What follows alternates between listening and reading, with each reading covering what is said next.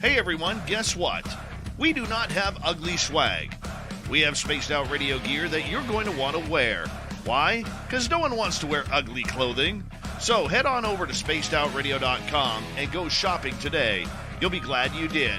And it's a great way to support our show. Once you get your gear, send us a picture of you rocking out in your SOR swag.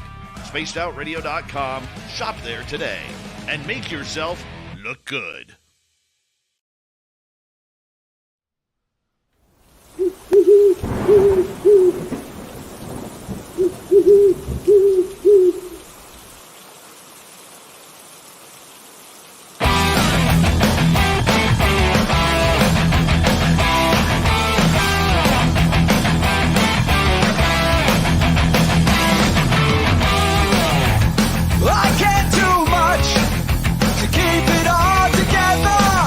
I'm not a good pretender, I never could live a lie. I said too much, and let it get the best of me, until it took the rest of me. I thought it was worth the fight, to fight for what's right, to right all the wrongs, to sing in our songs, to know we belong. No one understands, they don't have the desire, got their hands in the fire, and I do it again. We give it all we can, all we have is desire, got their hands in the fire, we burn and still say never say, never say, never say, never again. I never say, never say, never say, never again.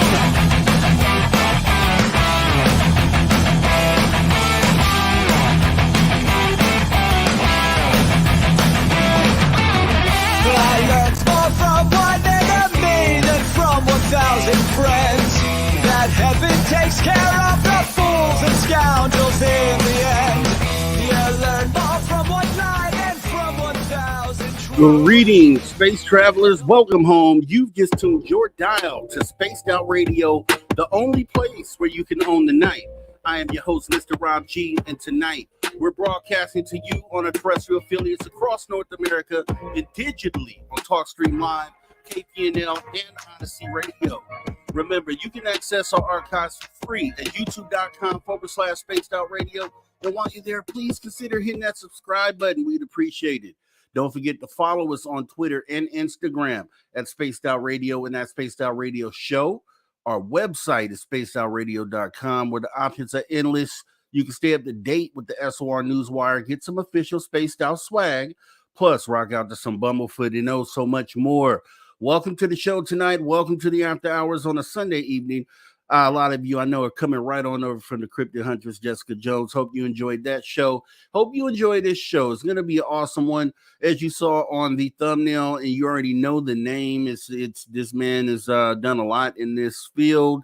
And believe me, if you didn't know his name, you know his face, because he's been on everything that pertains to UFOs and ufology, and I'm sure you've seen him at some point in time. Mr. Preston Dennett will be joining us tonight, so it's going to be awesome. I really do appreciate anytime I get the chance to speak to Preston. He always brings a wealth of knowledge, due to his research and everything that he's into, so it should be an awesome show. I really can't wait to get into it. Let's go ahead and check and see what the medal positions are tonight, courtesy of Race Fan. Looks like Race Fan does definitely get the gold tonight. Like always, pretty much like always. And then Lee the Bee comes in with the silver.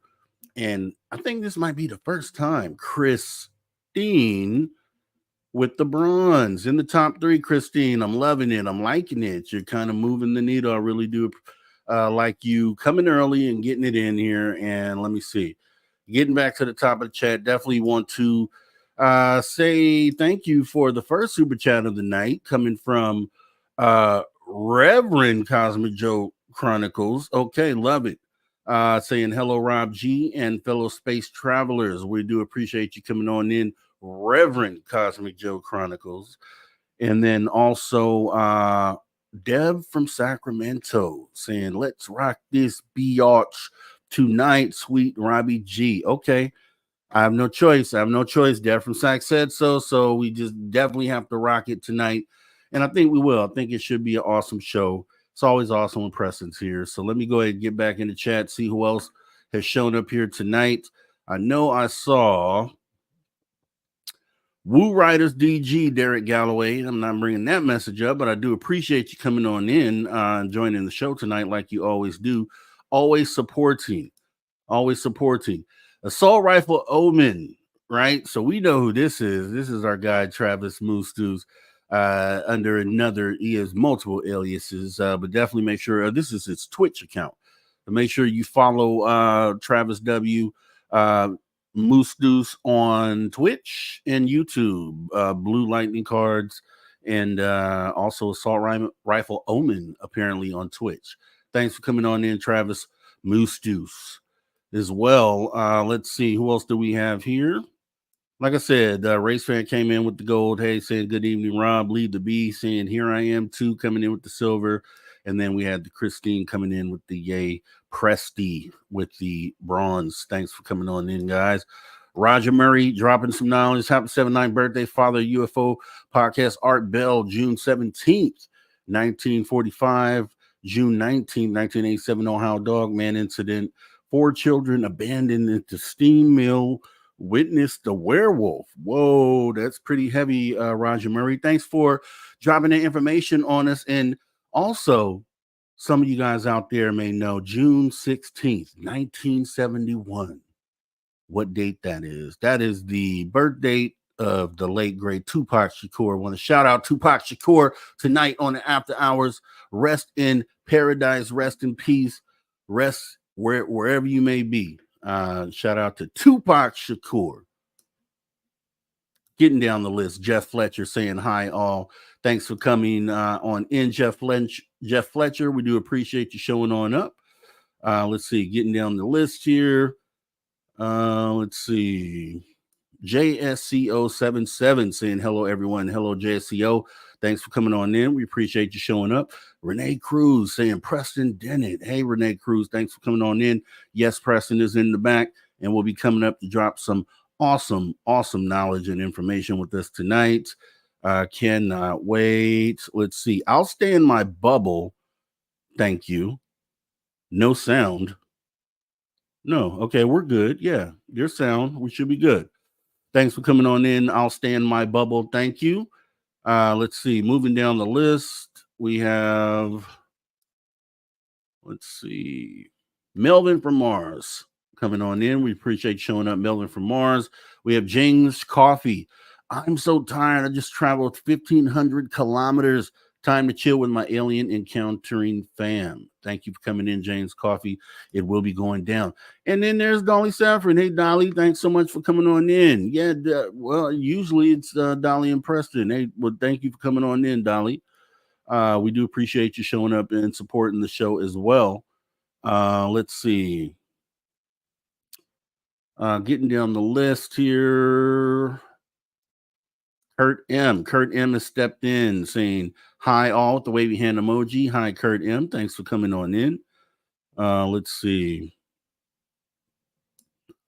Paranormal Pixie Laura. Good evening, Rob G and Space Travelers. Good evening, Paranormal Pixie Laura. Thanks for coming on in tonight. We do appreciate you showing up. We got Simon the Likeable saying hi, Rob, Preston, and everyone. Hello, Simon the Likeable. Thanks so much for coming on in. We appreciate you supporting the show tonight. Miss Mary saying, is this live? This is live. This is proof. Your name is on the screen, Miss Mary. Thanks for coming on in and supporting the show, this live show. Thank you so much for coming in. We appreciate you. Let's see, getting down the list here. We got Rain C. Good evening. Jessica sent me. Hey, that's what I'm talking about. It's a team effort. It takes all of us. Anybody who doesn't know who Jessica Jones is, which I don't know how you wouldn't. She comes on right before this show, 7 to 8 p.m. Pacific. Every Sunday. You can catch this, which is the After Hours. We are here Saturday and Sunday, 8 p.m. Pacific until 11 p.m. Pacific. Then you got Dave Scott, conductor of the Woo Train, kicking it off Monday through Friday, 9 p.m. until midnight Pacific time. 7 days a week, you can find something going on right here at Spaced Out Radio. So make sure you guys come on back. Let's see who else is here. Brian Morgan. Brian Morgan said, nice. Preston always brings quality cases. Yeah, he does. He always curates, and I'm hoping that we'll be able to touch on some of those things. So we'll see, Brian. Thanks for coming on in. Let's see, getting down the list here. W. Decker stepped in saying, hey, everybody. Hey, W. Decker, thanks for coming on in and supporting tonight's show. Should be an awesome one as we get in on the Sunday and after hours, get you ready for your work week. Positive energies will be going out to you and manifesting a great work week. I know you'll have one. I'm putting it out there. It's going to be a great week. Watch. I'll talk to you next Saturday, and we'll see if I was right or not. Let's see. Tamat Man has stepped in the building with horns. Do appreciate you coming on in, Tamat Man. Yes, sir. We got Jay True Seeker saying, wow, I just hurried on over to this show. Appreciate you coming in too. Every person counts. You, and you, all of you count. And we do appreciate you coming on in to support us here tonight at the after hours. Getting down the list here. What else do we have going on? Let's see. Karen in the Woo Train saying, good evening. I hope all the dads and those who model as father figures have had a wonderful day today.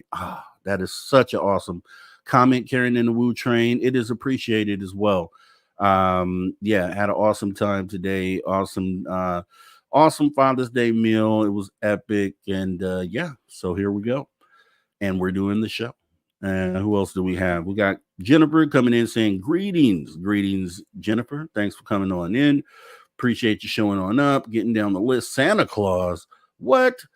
Santa Claus is here? Okay. Santa Claus saying Adam was an alien. We appreciate you coming on in, Santa Claus, showing everybody that you are real because you are here tonight supporting the after hours. And we appreciate you, right? We appreciate you. And Joanne saying yay with the happy face emoji. I do like that. Thanks for coming on in. Let's see.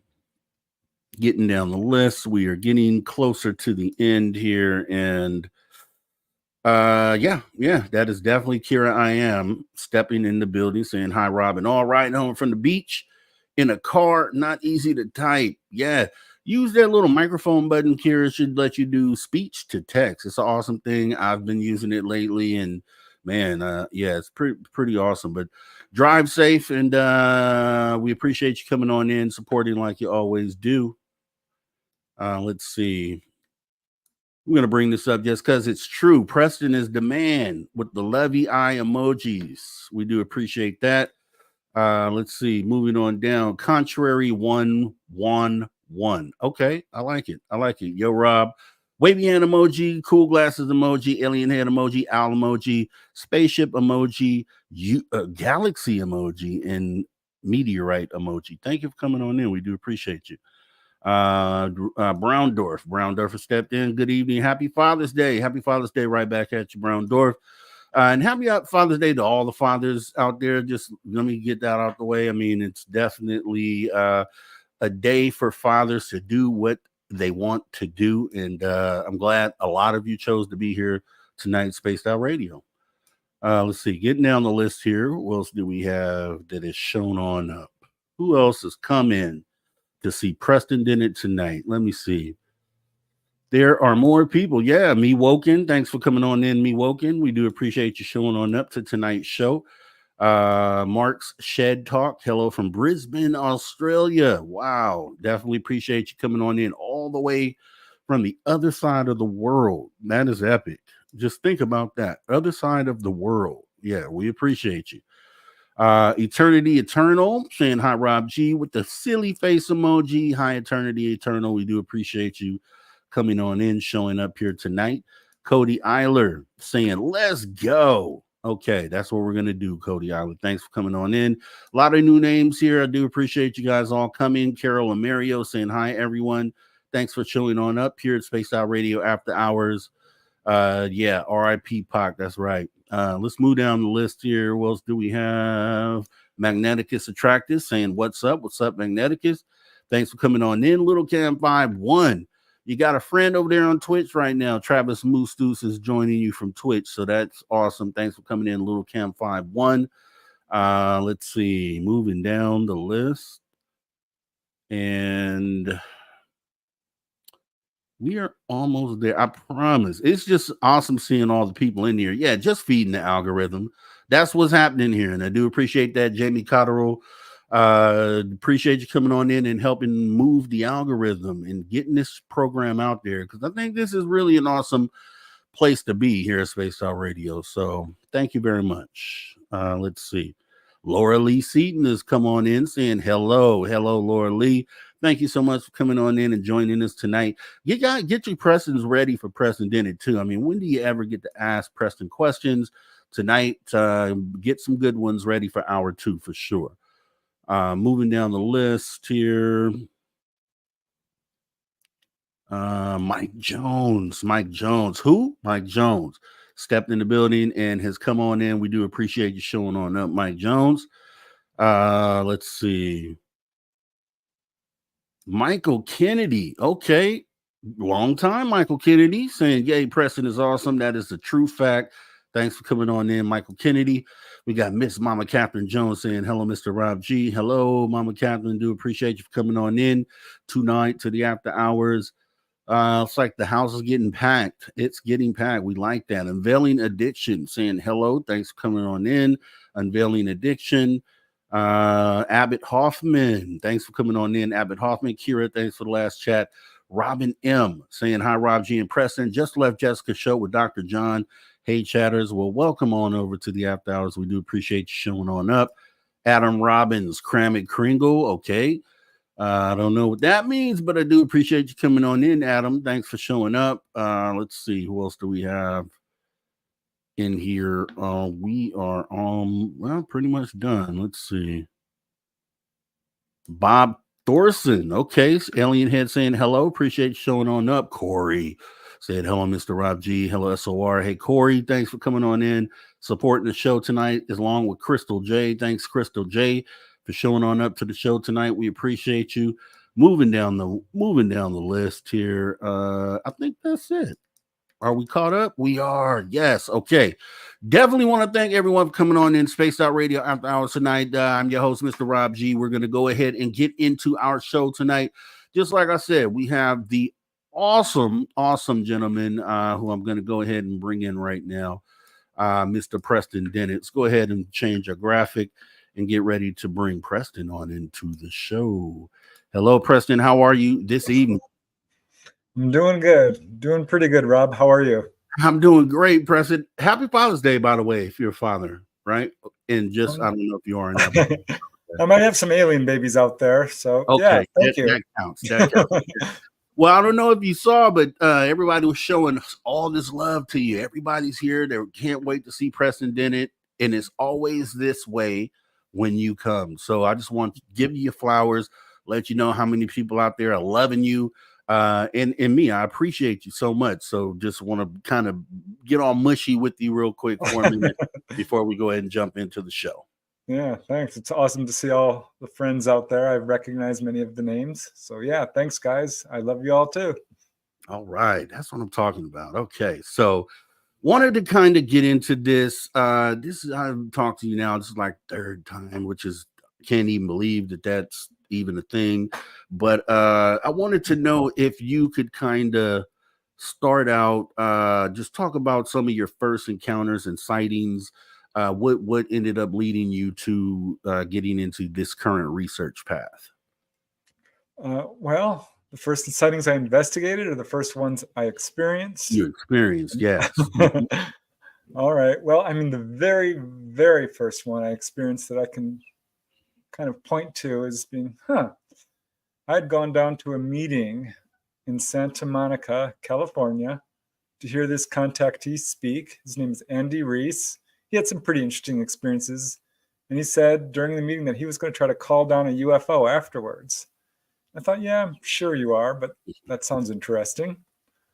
And he finished his presentation. It was really interesting.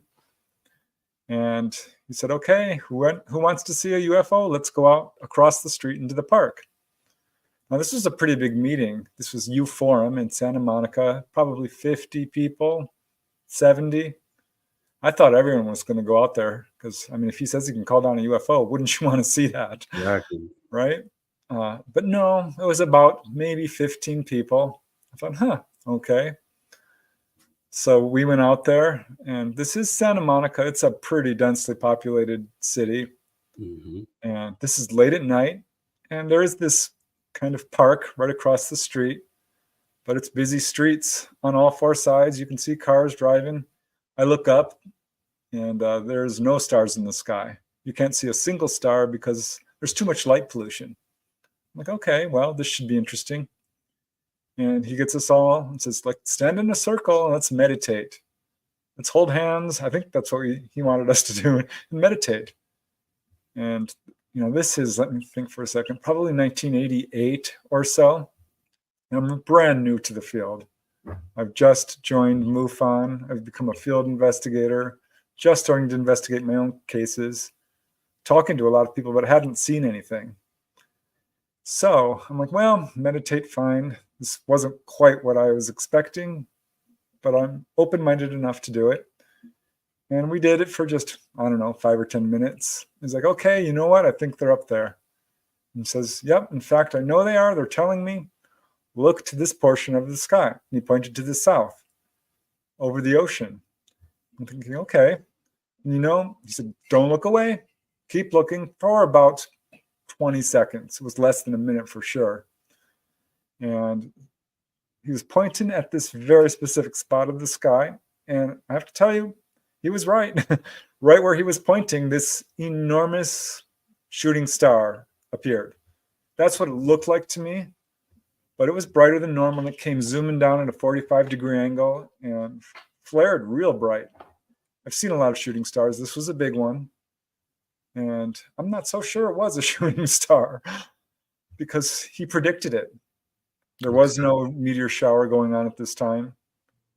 It was interesting. It was a little bit ambiguous.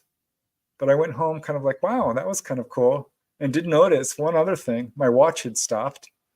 What about that? Not terribly unusual because I've never been able to wear a watch for very long. I always break it or it always stops for some reason.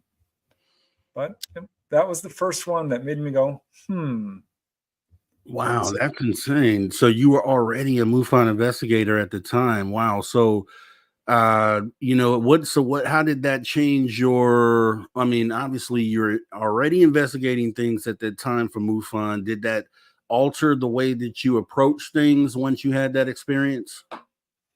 Not really. Weirdly finding out I was a skeptic. I came into this field like, no, it's not real. You're all stupid. You're all on drugs. You're misperceiving. You don't know how far away the stars are. I was really kind of rude about it and thought I'm, pretty arrogant, honestly. But found out, of course, that UFOs are real when my brother shared his sighting with me. And he had witnesses. Found out, I had another friend who saw UFOs. She had a witness. My sister-in-law saw UFOs. She had another witness with her. All these people I knew had seen UFOs and had witnesses. But I was still weirdly even more skeptical because none of them had really shared it with me. It wasn't on the news. It wasn't taught in schools. It wasn't being taken seriously in the media. And I had to reevaluate everything. So I was, in a weird way, more skeptical. Seeing that shooting star-like object kind of, to be totally honest, pissed me off a little bit. Because I'm like, well, that's just not good enough. That could have been a shooting star. And I could not go there and say this was, something unexplained. And I started to get really, kind of not anxious, but really wanting to see one myself. Started to get annoying because I was going out there and I was looking. I was circling around this, getting closer and closer until the point where I was going to see one of these things, no matter how hard or long it took. And of course I did. It took a couple of years after that, but I did. I saw one and it was a good one. This was in the middle of a wave of sightings in Topanga Canyon. It was on June 14th, 1992. My hometown where I grew up. Never saw anything. And just moved out of the canyon. Had driven through the canyon on that night, June 14th, and went home around 8 or 9 o'clock. Turns out that's when the activity started. And people were calling the police. People were calling the local newspaper. Cars were being chased down the road. One car was lifted up. They had missing time. Objects were coming over people's homes and lighting up the interior. I mean, this was a crazy night. And this was a wave of sightings that went on for about 2 years. And it was 1 month into this because the newspaper called me up, the editor, Colin Penno. I had written an article for the newspaper a couple of years earlier. And he's like, you need to investigate this. Something's going on here. So that's what I was doing. I was right in the middle of this huge investigation. And I was at my brother's house, Mark, who had seen the UFO in Woodland Hills, and with Christy, his wife. It got late. They were kind of helping me through all this because they're both experiencers. They've seen this stuff. And it was probably late July 1992. And it got late. It's 11, almost midnight. And I think it was a Sunday because I remember I had to work the next day. I'm like, I'm going, I've got to go. And so I'm getting in my little Daihatsu car, tiny little 3-cylinder car, and heading down this street called Golondrina. And I had been maybe not even a mile from their house. I was 2 or 3 minutes away, coming around this really tight hairpin corner when I saw what I first thought for a split second was a bird swooping down towards my car up at the right. And of course I looked up at it, and it wasn't a bird, it was a round ball of light. And then I'm thinking, well, that's a firecracker. But this darn thing came right down over the hood of my car, right in front of the windshield. So now I'm thinking, okay, maybe a reflection, which I knew it wasn't, because this was a ball of light about the size of a little bigger than a golf ball, but not much. And it was white, a little bit of yellow, hard edges. And it wasn't perfectly still. It was fluttering a little bit. But it was right in front of my face, as close to my windshield as I am to my computer. I mean, It's right there. It's over the hood of the car. And I'm sensing something from it, like it's looking at me. It's clearly controlled.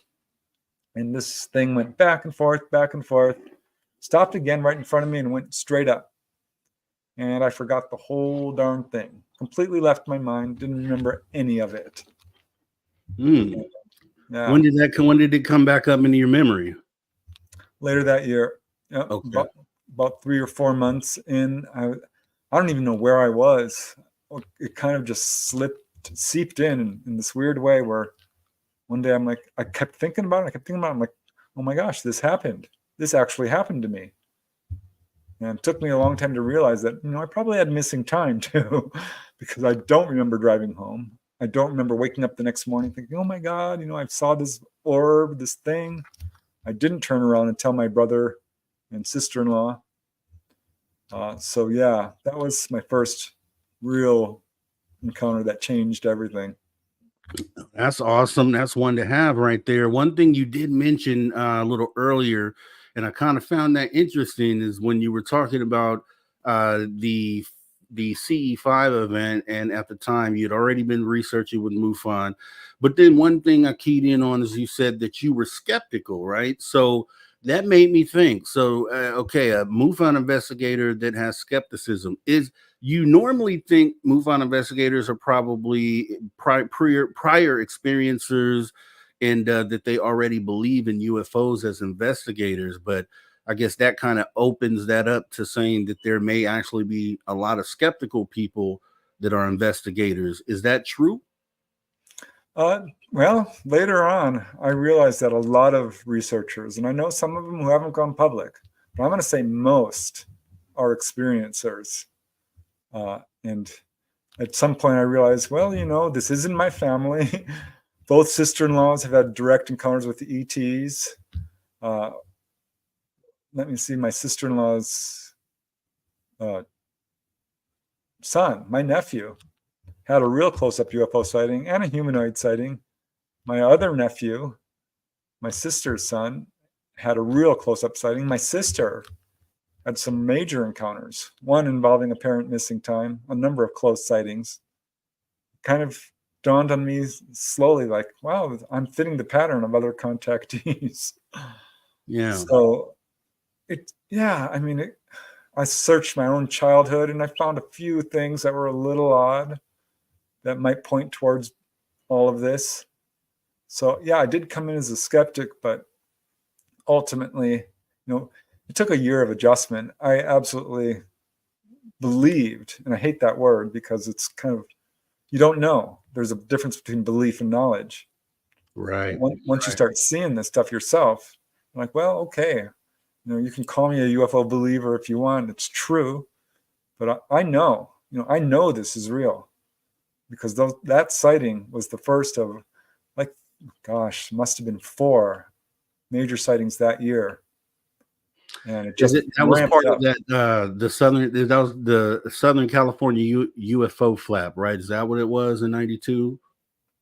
Yep, it was pretty much centered over the Santa Monica mountain range, Topanga, Santa Monica, Malibu, parts of Ventura, out all the way to Catalina Island, really, Woodland Hills a little bit, Venice, all this whole area. But the more I research, I'm still finding sightings that were out into the San Fernando Valley, which is right near there. Yeah. So a lot. I mean, we're talking 100 cases that I know about. And I'm sure you can times that by 100 because most people don't talk. Exactly. I would like to know, because your research spans over, we're talking about the 80s, we're talking about 40 years of research. Have you noticed UFO sightings going up lately, going down compared to the years past? Well, it seems to fluctuate. I mean, this is what I noticed over the decades, that there would be periods of high activity and then it would slow down and then there'd be a big wave. I remember it was pretty exciting when Withville, Virginia had a wave that got a lot of publicity. Of course, Hudson Valley in New York. Gulf breeze was major. And I was in Mexico when they had a major sighting during the solar eclipse. I didn't see it. I was in La Paz, but over Mexico City, there was a big sighting. I seem to, it would always spike in the summer months. There was a lot of speculation about why, but to me, it's pretty clear that more people are outside during the warmer months. There was a huge spike in 2020, right during, when suddenly everyone's getting, laid off and the world's in turmoil over, what's going on with the COVID.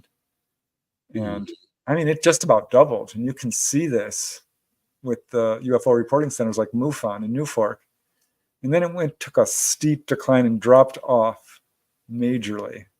The last 2 years, I don't have any close encounters. I've had some contactees, actually. One lady, she just called me recently. She's like, it's weird, we would regularly have experiences. We haven't had any in 2 years, which just speaks to what Dolly Safran, who is in chat, she's the subject of my book, Symmetry, you know her. She has basically explained what's going on. I'm really thankful for her because, she has the firsthand knowledge. And yeah, the ETs have bugged out. We're not here. Do you want to go into that? Because I know usually she would be here, so I know she would explain. But are you able to explain why that would be? Why they've gone away? Yeah. Our magnetic fields of our planet are going through some turmoil right now. It's all connected to the sun and solar activity and coronal mass ejections and sunspots and so forth. There's a regular cycle that our planet, our solar system, goes through, where basically dust and debris collects on the surface of the sun to a point where it blows it out as essentially a mini nova. And we're at the end of a 12,000 year cycle. And you can chart the coronal mass ejection activity, and you'll see there's good science on this. There really is. This is what the ETs taught Dolly. She's educated herself scientifically with what's going on here. It's certainly a message I've heard from other contactees as well. And yeah, it's a big deal. This explains why there's been quite a few UFO crashes over the years because UFOs basically use our magnetic field lines to navigate when they're interplanetary or traveling on a planet. Their mode of transportation is different in terms of interstellar distances. But yeah, this is what's going on now. This explains the drop-off in cases. They're still watching over us. Contactees are still in telepathic contact. And if it comes down to it, and it will at some point, with a coronal mass ejection that knocks out our grid, kind of like, look into the Carrington event of 1859, and you'll get a little bit of a taste of what it'll be like. But it'll be such a major coronal mass ejection that it essentially knocks down the worldwide grid, causes all kinds of electrical fires. It's going to be an enormous event that will change everything. And it's going to be difficult for a lot of people. But what's really interesting, and this is a message I've gotten from so many contactees, at some point when it reaches an existential crisis, and there are contactees and people who are, looking for help, the ETs will show up and scoop people up. I've got case after case after case of people who've been told this, shown this, had dreams of this, where the sky fills with craft. And they come down, and most contactees will tell me, the ETs told me it's basically my job to just calm people down, let them know to not be afraid, to help lead them onto the craft. This sounds crazy, to the skeptic inside of me. I almost cringe a little bit when I hear this, because I know how skeptics must think, what must they think when they hear me saying this or hear, other contactees. But, the proof is in the pudding. You just wait and see. I don't go to our governments for answers on this subject. They're lying. They're covering up. They're suppressing UFO evidence. They're misinforming and disinforming. They're pushing a fear narrative. The truth about UFO contact comes from the contactees, like Dolly Safran, like the hundreds of people I've interviewed, like, other researchers that I absolutely trust. Barbara Lamb, I think she's a great researcher. So these are the people I look to, the contactees for UFO information, and this is what they're saying. And I always encourage people, don't believe me, do your own research. Ask your friends if they've had contact, your family, your coworkers. Look to these cases yourself. Do your homework. Because it's at that point where we really just need to basically get a baseline of what we really know and what we don't know. Because it's such a mess out there. Yeah, I've been playing with the theory lately. I brought this up to other people that I really feel like most of us are probably experiencers and just are unaware. You know what I mean? Like I've been playing with the theory of alien abductions and thinking maybe that the people that most of us may have been at direct contact and maybe even in an abduction.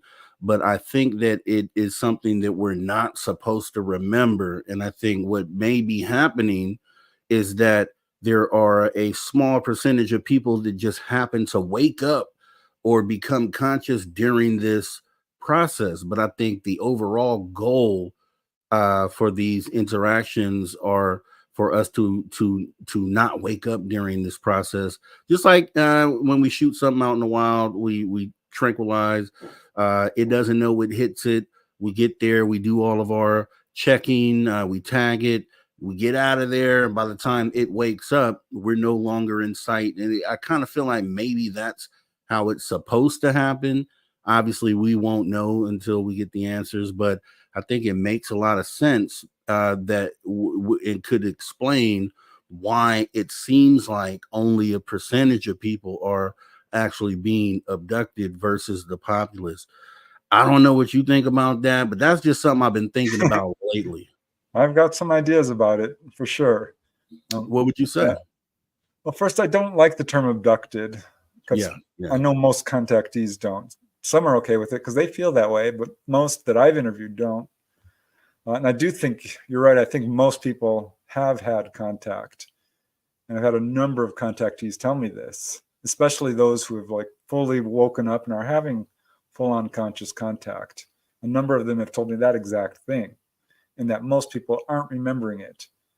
But now the question is why? Why aren't they remembering it? I wouldn't say that they're not supposed to. I think that a lot of people choose not to because it's, there's a whole lot that goes into this process of remembering it.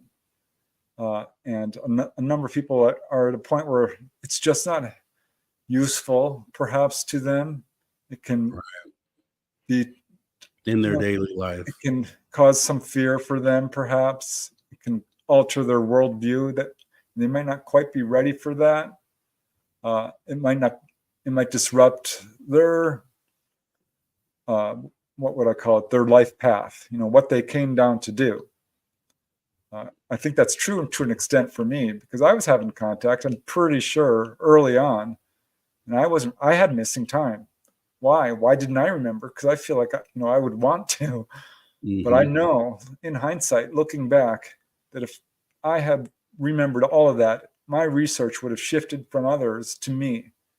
And it would have been, because I really feel like that's what I agreed to do. That's why I came here, is to sort of help educate people about UFO contact. So I think that's part of what's going on here. A lot of people basically choose not to remember, or just perhaps don't have the ability, or aren't quite there yet, or just waiting. I think the day is coming when a lot of people are going to wake up. And you see this. I mean, this is absolutely a pattern with contactees. Often, some people will remember early on in childhood. Other people get all the way to young adults and realize, well, all these strange experiences are starting to make sense. But just as often, people reach, what we call middle age, or, 30s, 40s, 50s. And that's when they wake up. They'll have a particularly dramatic event. And suddenly, that weird light they saw when they were a kid, and those figures they saw coming into their bedroom, and that time they had this healing, or all these little events that they kind of explained away and pushed to the side and didn't want to talk about and denied, come to the forefront. And I think we're seeing that more and more. So we'll see how this all rolls out. But ultimately, because initially I thought, well, the ETs are just erasing people's memories. It's all on them. And as I've done more and more research, it's an absolute two-way street. Yeah, ETs will encourage it sometimes if that's what the witness wants, or if they feel it's in the witness's best interest. Got a perfect case that speaks to that. Sergeant Charles Moody had an experience in Alamogordo, New Mexico, where he was pulled on board. He fought them. He was really frightened. But once he got on board and they calmed him down, they're like, listen, you're okay. Let's heal your back. You strained it while we were trying to pull you on board. They showed him the craft. It was a very friendly encounter. He said, you're not going to remember this for a couple of weeks. You need to, just calm down, because this basically would cause some harm to him if he remembered too quickly. And he did remember right when they said he would. And I see in case after case, people will have a cue. One guy I interviewed, Scott Santa, had this amazing encounter at a drive-in theater. This huge craft comes right over the drive-in theater, Ascot Park. This is on the East Coast. And there must be 200 people at this drive-in theater. It blacks out the theater. Any cars that are coming in, the movie was just beginning to start. They all went out. The snack stand, everything went dark. The screen, as this craft comes over, it's making this deep thrum. He gets out of the car with his friend. They're looking at it. There's this eerie silence. Their ears pop, and it just moves over. Off it goes. And as soon as it's over the theater, over the parking lot, and off in the distance, like a switch is flipped. The screen goes back on. The cars go back on. The snack stand, all the lights, and everyone gets back into the car. Nobody says a darn word. And Scott Santa forgot it completely, like everyone else apparently did. And it wasn't until about a year or two later, he's in a bookstore and saw the book by Ed Ruppelt, UFOs. And he remembered. He had that cue, that trigger. He was ready. So this is something I see again and again and again with contactees. There's a memory thing going on here that's really odd. I'm trying to wrap my head around it. I mean, the evidence in that situation definitely shows that, as far as there must be either a freezing time or, definitely something on their end that's affecting the ability for those people to remember, because that obviously would be a mass sighting. I did have something just looking into crashes, because this is another theory that I have with ET crashes, the ones that all the famous ones we know about, Roswell, etc. Some theorize that those crashes are ETs gifting us these crafts for us to reverse engineer or whatever we're going to do with those. But if you look at examples of like previous space shuttle missions, like STS, I think it was 75, where that projectile seems to come from the Earth shooting out into space, and the UAP kind of, or UFO, darts off like that. When you have stuff like that, it makes me feel about some of these crashes that in fact maybe we have shot some of these things down potentially, and that's what's happening. What is your theory on that? Are these just happenstance crashes? Are these ETs gifting us craft, or are we potentially shooting these things down, or a little bit of all of those? Well, I'm going to just give you my assessment based on my research and what I've learned from basically the contactees and scouring the literature and looking at all of these cases. I don't see any good evidence that ETs are gifting us these craft. I know some researchers have speculated on this, and I followed, what they're saying, but it's speculation. Never have I heard any ET say, "We give this to you." So I'm skeptical of that theory for a number of reasons. One, because contactees have told me no. Dolly Saffron said, basically no.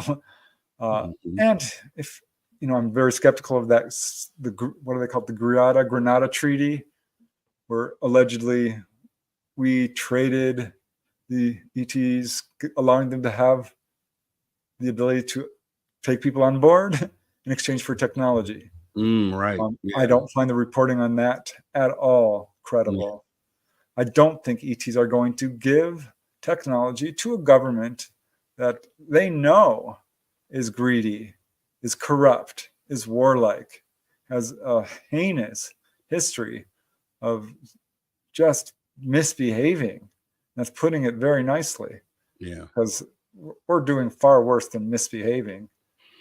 Our history is not good. So no, I don't see any real good evidence that they've gifted us this stuff. Some good evidence that, when a UFO crashes, it is quickly recovered by the ETs before we can get there. There's a few cases that speak to that. But other cases where no, they didn't do that. And I think the reason why is because suddenly we have all these people around this craft, and to come and get it is going to create an incident that is going to have repercussions that the ETs are not willing to interfere to a degree, that it's going to cause even, bigger waves than this craft being recovered by the military already is causing.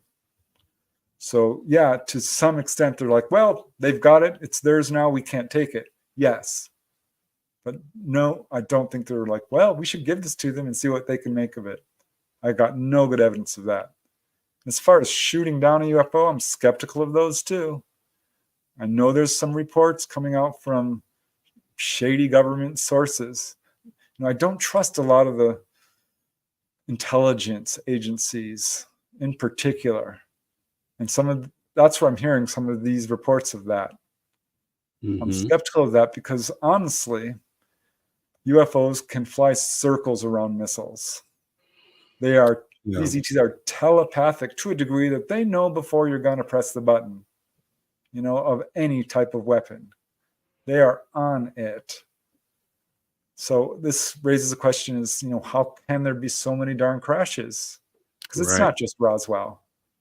I was talking to Scott and Suzanne Ramsey, who are the investigators of the Aztec crash. That's a pretty well-verified incident in 1948. It's another really interesting UFO crash. Of course, one in Paradise Valley, the Kingman crash in Arizona, 1954, I think it was. There's a lot of these things. Kecksburg, 1965. There's all this talk about one in Italy recently, one on Spitsbergen Island in Europe.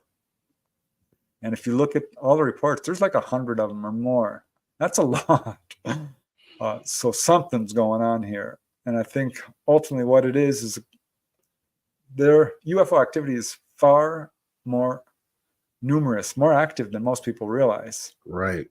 I mean, there's a lot of people being picked up. J. Allen Hynek was quoted as saying 1 in 40 people have had an onboard experience, which means millions. That means we all know someone who's been on board. And if you look at the reporting centers like MUFON and Newfork and track their cases going back through the decades, they're receiving 10, 20 cases per day. And you can times that by 100 because most people are not going to report it. So that's what, 200-300 cases per day. Now, people aren't seeing, this is not something that's coming over a city because these objects often will come down at night, or they know how to block themselves from being viewed by people. They will show themselves intentionally, but they don't have to. So I think there's at any given point in the past, there's someone being taken on board. These objects are coming in and out, in and out, in and out all day long. Yeah. So sooner or later, an accident is going to happen, especially because our magnetic fields are tumultuous. They're mercurial. They drop on a dime. And this is what I think is causing the crashes. That's my assessment based on what I've been able to, recover from, contactees and reading the literature. But no, I don't think they will give us craft.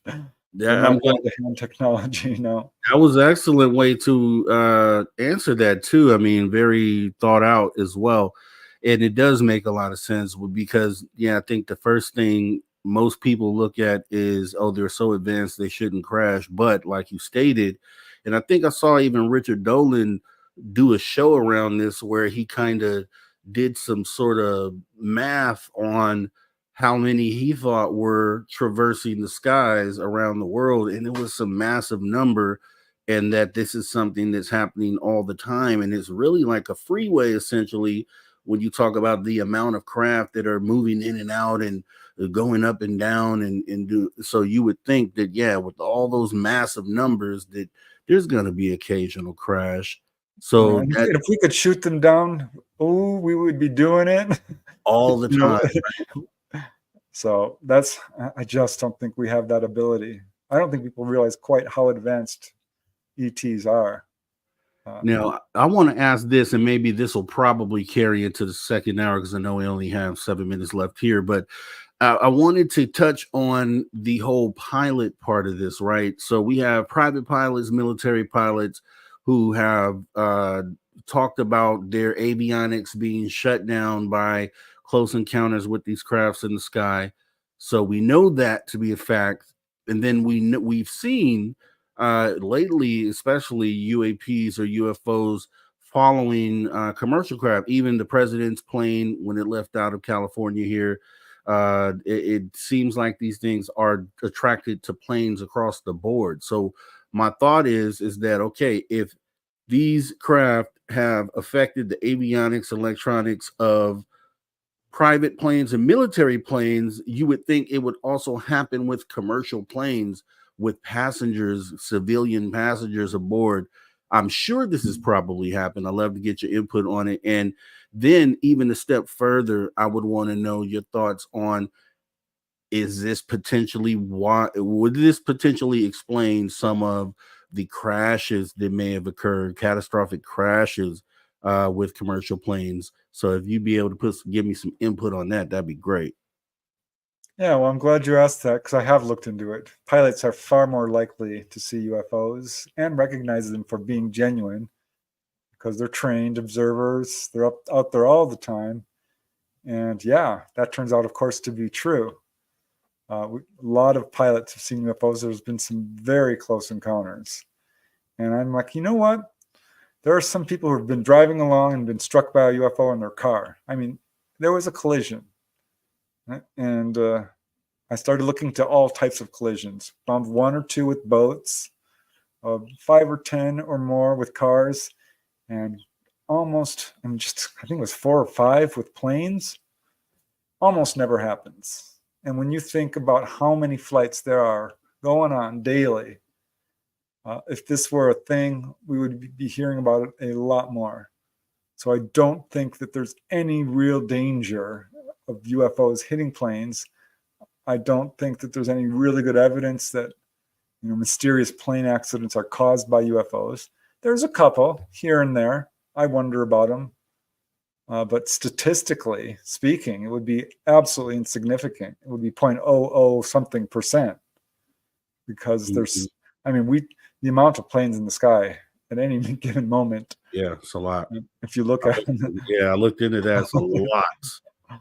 So, but there are some really interesting encounters. I mean, the JAL airline incident over Alaska, that's the one that got me into this field. November 17, 1986. It's right in front of the cockpit, showing itself off. Mm-hmm. I've seen several cases where they're basically flying around the planes. There was a really interesting one in the airbase in Arizona, the one that's right outside of Phoenix, Fort Monmouth, I think it is. Not familiar. At any rate, this plane was coming in for a landing, and people at the base saw the UFO right under the guy's wing. And it circled around it and then took off. Didn't harm the plane at all. I interviewed one guy who was flying over Nevada. This UFO came right up next to the plane. I'm like, how close are you talking? He says it was by the wing. It was right next to it. I'm like, maybe you're, misperceiving it a little bit. How many feet? He's like, I'm telling you, it was practically touching the wing. And he got an instant message from it, that telepathic, presumably from the ETs, that this craft flies using electromagnetics. He calls out to his wife, who's a stewardess working that flight, and I don't think she saw it. But at any rate, he says, could you please ask the pilots? Because they had to have seen this thing. She says, I can't do it now, but I will after the flight.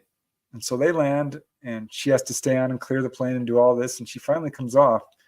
And she's like, you were right. The pilots saw it. They said they got a very clear view of it. They don't know what it is. It's not the first time they've seen this thing. And no, they're not going to report it. This, I think, happens quite a bit more often than we hear about, because pilots learned the hard way. You don't report this unless you want to get grounded. That's what happened to Captain Kenji Torochi at JAL Airlines. They grounded him. He wasn't able to fly for a while. Wow. So Richard Haynes, he did a whole book on just pilot encounters. I know Martin Caden, he's an excellent writer. He finally approached the UFO subject. He writes thrillers and stuff, and dramatists. Oh, that's Michael Crichton. I'm thinking Martin Caden. He wrote a book about these kinds of encounters as well, and uncovered a bunch of pilot sightings. I've interviewed a few pilots here and there. One guy, his name was Toshi Inoue, was flying over Santa Monica with a student when they had this big glowing red cigar-shaped UFO not too far away from their plane. And he calls in to the control tower, do you have any traffic? And they said, no. Why? And he said, no reason. He thought for a second, should I report this? And he decided not to. Which is such a shame. I mean, it's such a shame, because it would be a different world if pilots had the freedom to report this. Yeah, and that's why I say, and the reason why I asked the question or even look at it that way is because I would figure out of the 3 private versus military versus commercial, that the one you probably would never want to admit that you're having these experiences with is going to be commercial, because obviously that affects the entire world's ability to travel instantly. And like you said, there are certain flights out there that I think about, like the MH370, and then the one you mentioned, the JLA flight as well, where it's like, okay, if they've done this to private planes and military planes, and they've done this various times for whatever reason, the ETs are doing this, they're showing, hey, I can control this, or whatever their purpose is when they do it, is that if they've done it in those two instances, then they probably have also done it with the commercial plane. The likelihood is there. And then the question would be then, if that has happened there, then did it ever end up resulting in one of these crashes that we just can't explain? Because the problem is the FAA ends up being in the NTSB, I think it's NTSB, ends up being the ones that look into it and come back and say, hey, it was this small mechanical piece that failed. This is the reason why. Well, back in the 1950s, there were some accidents for sure that were UFO related, because we were trying to shoot them down. Look at the work of Frank Ficino Jr., his book, Shoot Them Down. It's chilling. We did lose some pilots because we were trying to hurt the ETs. They finally stopped doing it. We're like, this is not a good idea. Yeah. Okay, so we'll talk more about this. This is getting good. And also I have some other stuff I want to get into with you, like the USOs and what this is all about. So everybody kick back. We have Preston Dennett here with us, and we're going to go ahead and take a pause for the cause and get into our first break of the night, as we'll be right back here on Spaced Out Radio. You guys don't go anywhere. Conversations that move the needle. Conversations that move the needle. You're listening to After Hours with Mr. Rob G on the only place where you can own the night. Spaced Out Radio. Spaced Out Radio. You've tuned your dial to the right frequency. Is in the chat.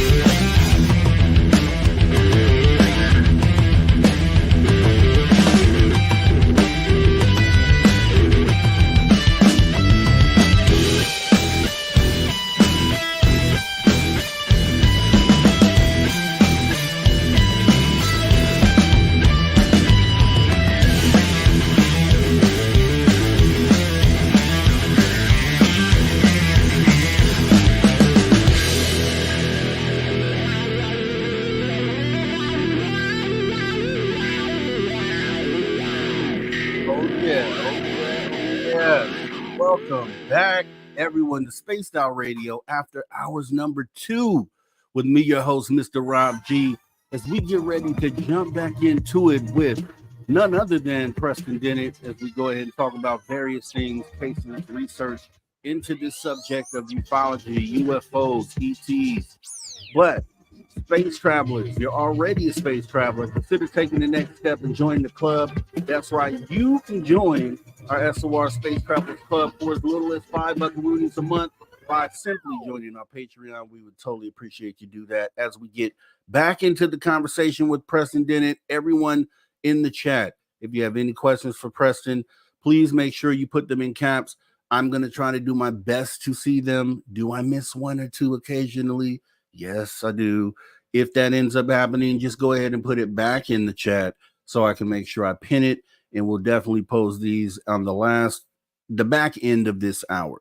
So kind of getting back into this, Preston, here's where I wanted to go with this. I've noticed, and maybe just you can tell me if I'm right or wrong. I know you know both sides of this, but it seems like prior to 2017, there were a lot more like network TV shows and major documentaries being done in relation to the phenomena. And of course, you've been in pretty much most of those, along with Richard Dolan, Nick Pope. Have you noticed a downturn post 2017 in invites from these media outlets, or have you noticed that they just aren't doing them as often anymore? What is your thought on that? Well, I mean, it's a good question.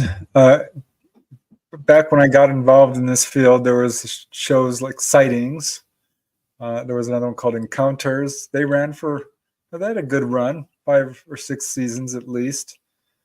I had a brief appearance on a couple of them. Through the years, it kind of comes and goes. There's still some ones that are running now. I mean, Ancient Aliens is still kicking.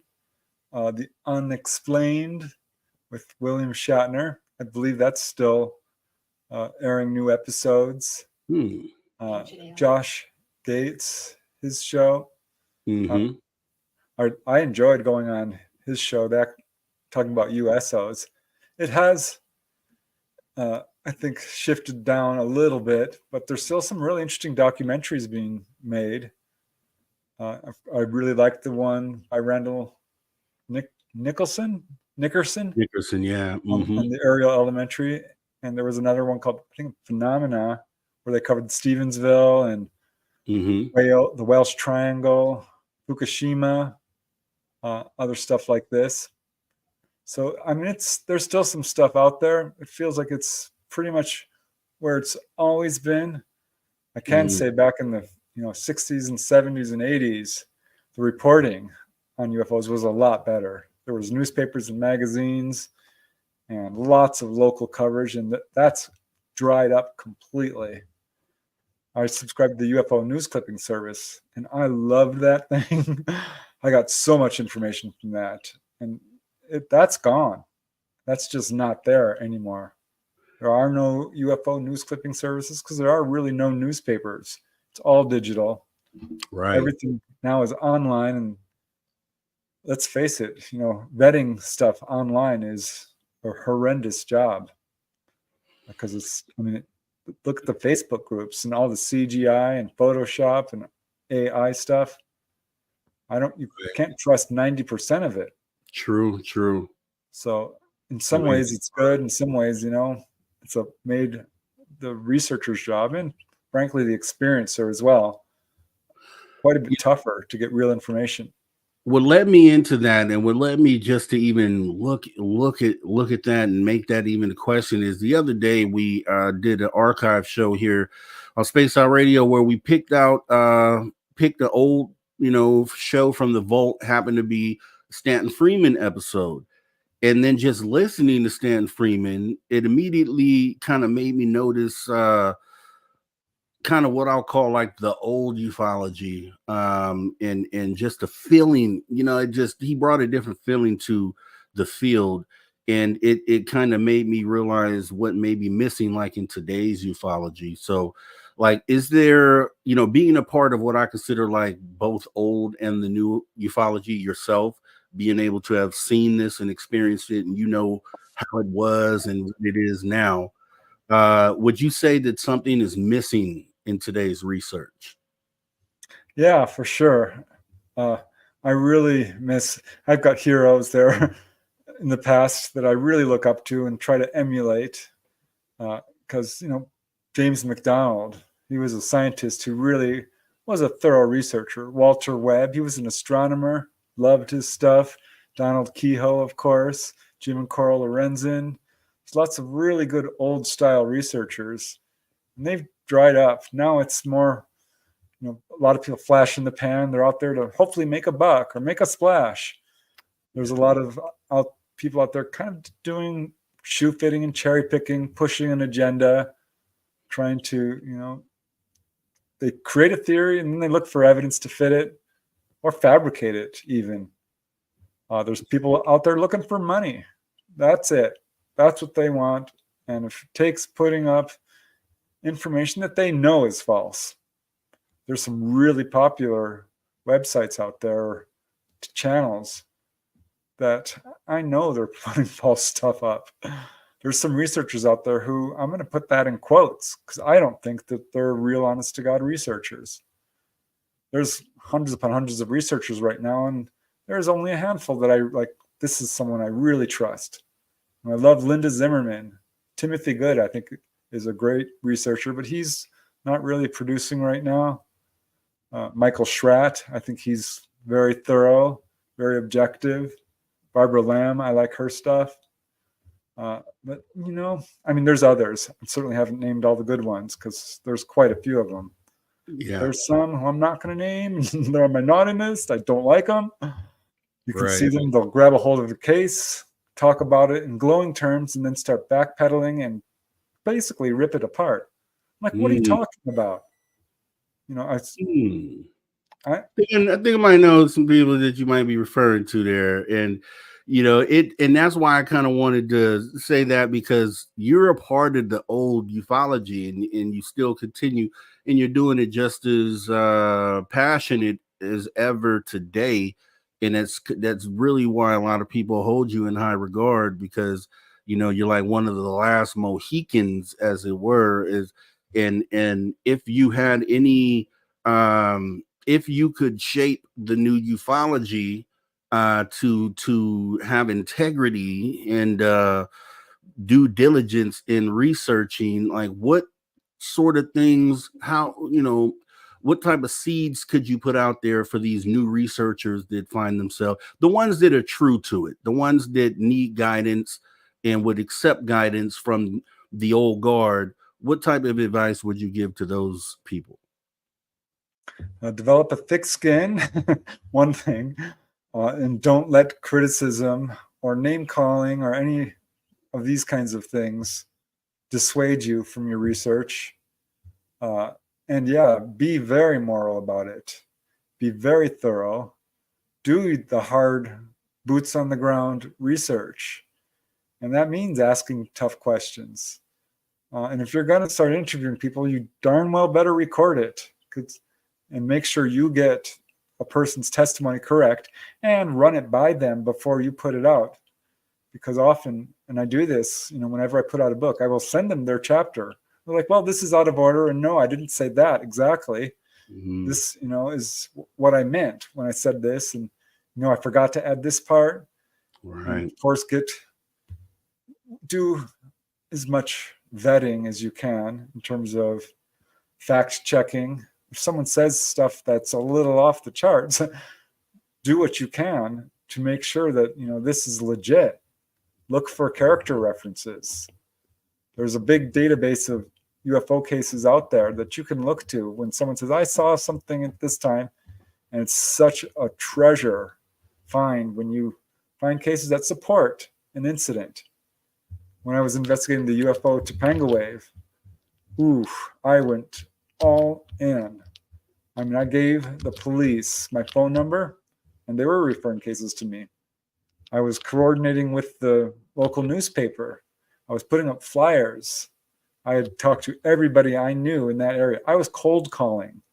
I was patrolling the streets at night. I was camping out in people's backyards when they said that they'd seen a UFO. I mean, this is how heavy duty I was taking this investigation. I was going to find out what was going on with this wave of sightings. And I think we need people who are really willing to put in the hard work, because this is not something, you're not going to get paid for this. Right. There's not a whole lot of money in it. And in fact, it's the opposite. And if you think you're going to get fame and fortune and, people,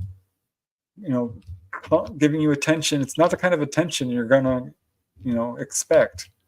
You'll get attacked. This is still going on. There are still debunkers in this field. And boy, you should see the names I've been called, even recently on Facebook.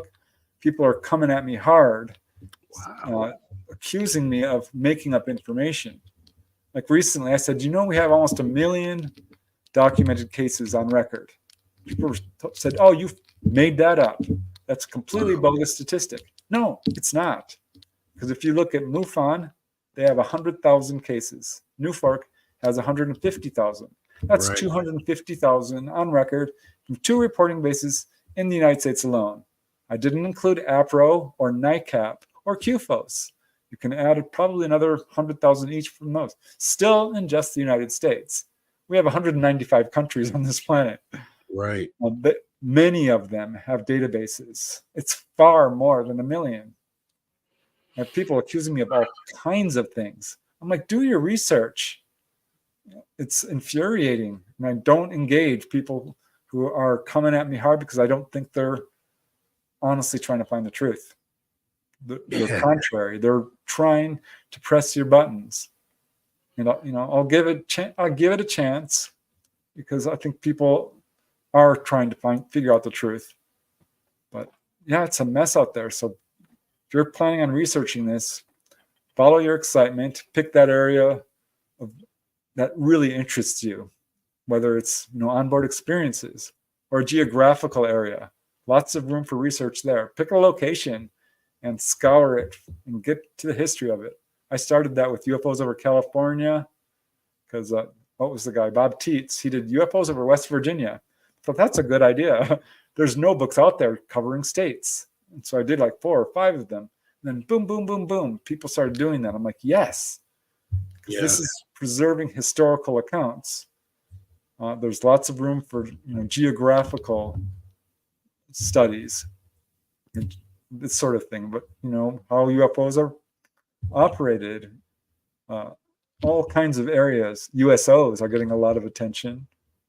So yeah, which is something I want to get into is actually in a second here, and I just want to say that's excellent advice for any aspiring researchers, any up and coming researchers, because ufology has lost something because a lot of the old guard. I mean, you're active still in this, in putting out new stuff and putting out new research results, things of that nature. But a lot of the old guard isn't active anymore. Like shout out to Dolan and Linda Moten Howe and down the list, along, like you say, a long list of people who Michael Schrad, all the ones still contributing to the space. And it's just so important that someone connects with what you're saying, because we need that back. We need that. Like I always think if Stan Freeman was still here, like what would he say about these hearings, and what would he say about some of the things? He probably have that sort, that I don't even know what you call his tone, sarcastic sort of tone when it comes to challenging the authorities or the secret keepers, right? So, and I think some of that stuff is missing. So it's awesome that you went ahead and answered that. Now, I do have something else. So I've been kicking around some theories about these ETs and what I think that they're doing here, because I had a sighting where I captured the 47 objects, I'll call them, at one time. And they were in a formation. So and I've seen them in Mexico in the same type of numbers. And it just makes me wonder, okay, why you see everyone reports the occasional one or the 2 or 3 in a triangle shaped or things of that nature. But when you see 47 or when you see 100 of these things at one time, like what is the real purpose there? And I have to wonder, are they, when I see them doing that, are they patrolling our skies? And then if they are, it kind of brings up the question that, is this would you consider this? I'll ask you this. Would you consider this an invasion currently that we're experiencing? Would you call this a visitation? Or would you call this like an occupation, the same way we, as the American military, go over and plant our roots in other countries and patrol those areas, keeping the area safe, essentially, from things threats that may come from the outside. And that's what I mean by occupation. So are they here protecting us, patrolling our skies, protecting us from maybe some other species or something out there?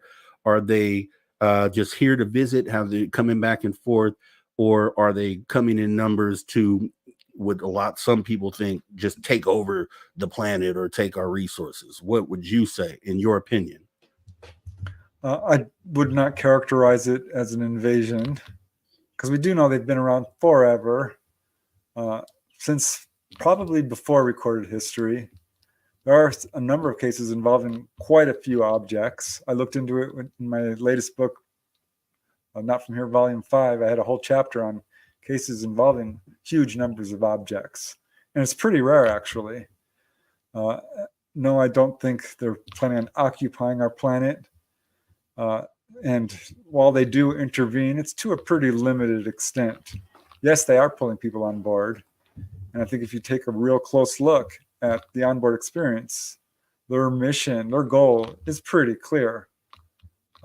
And it's not just me saying this. There's many researchers who specialize in the onboard experience. So we know basically why they're here. Yeah, some are touristy.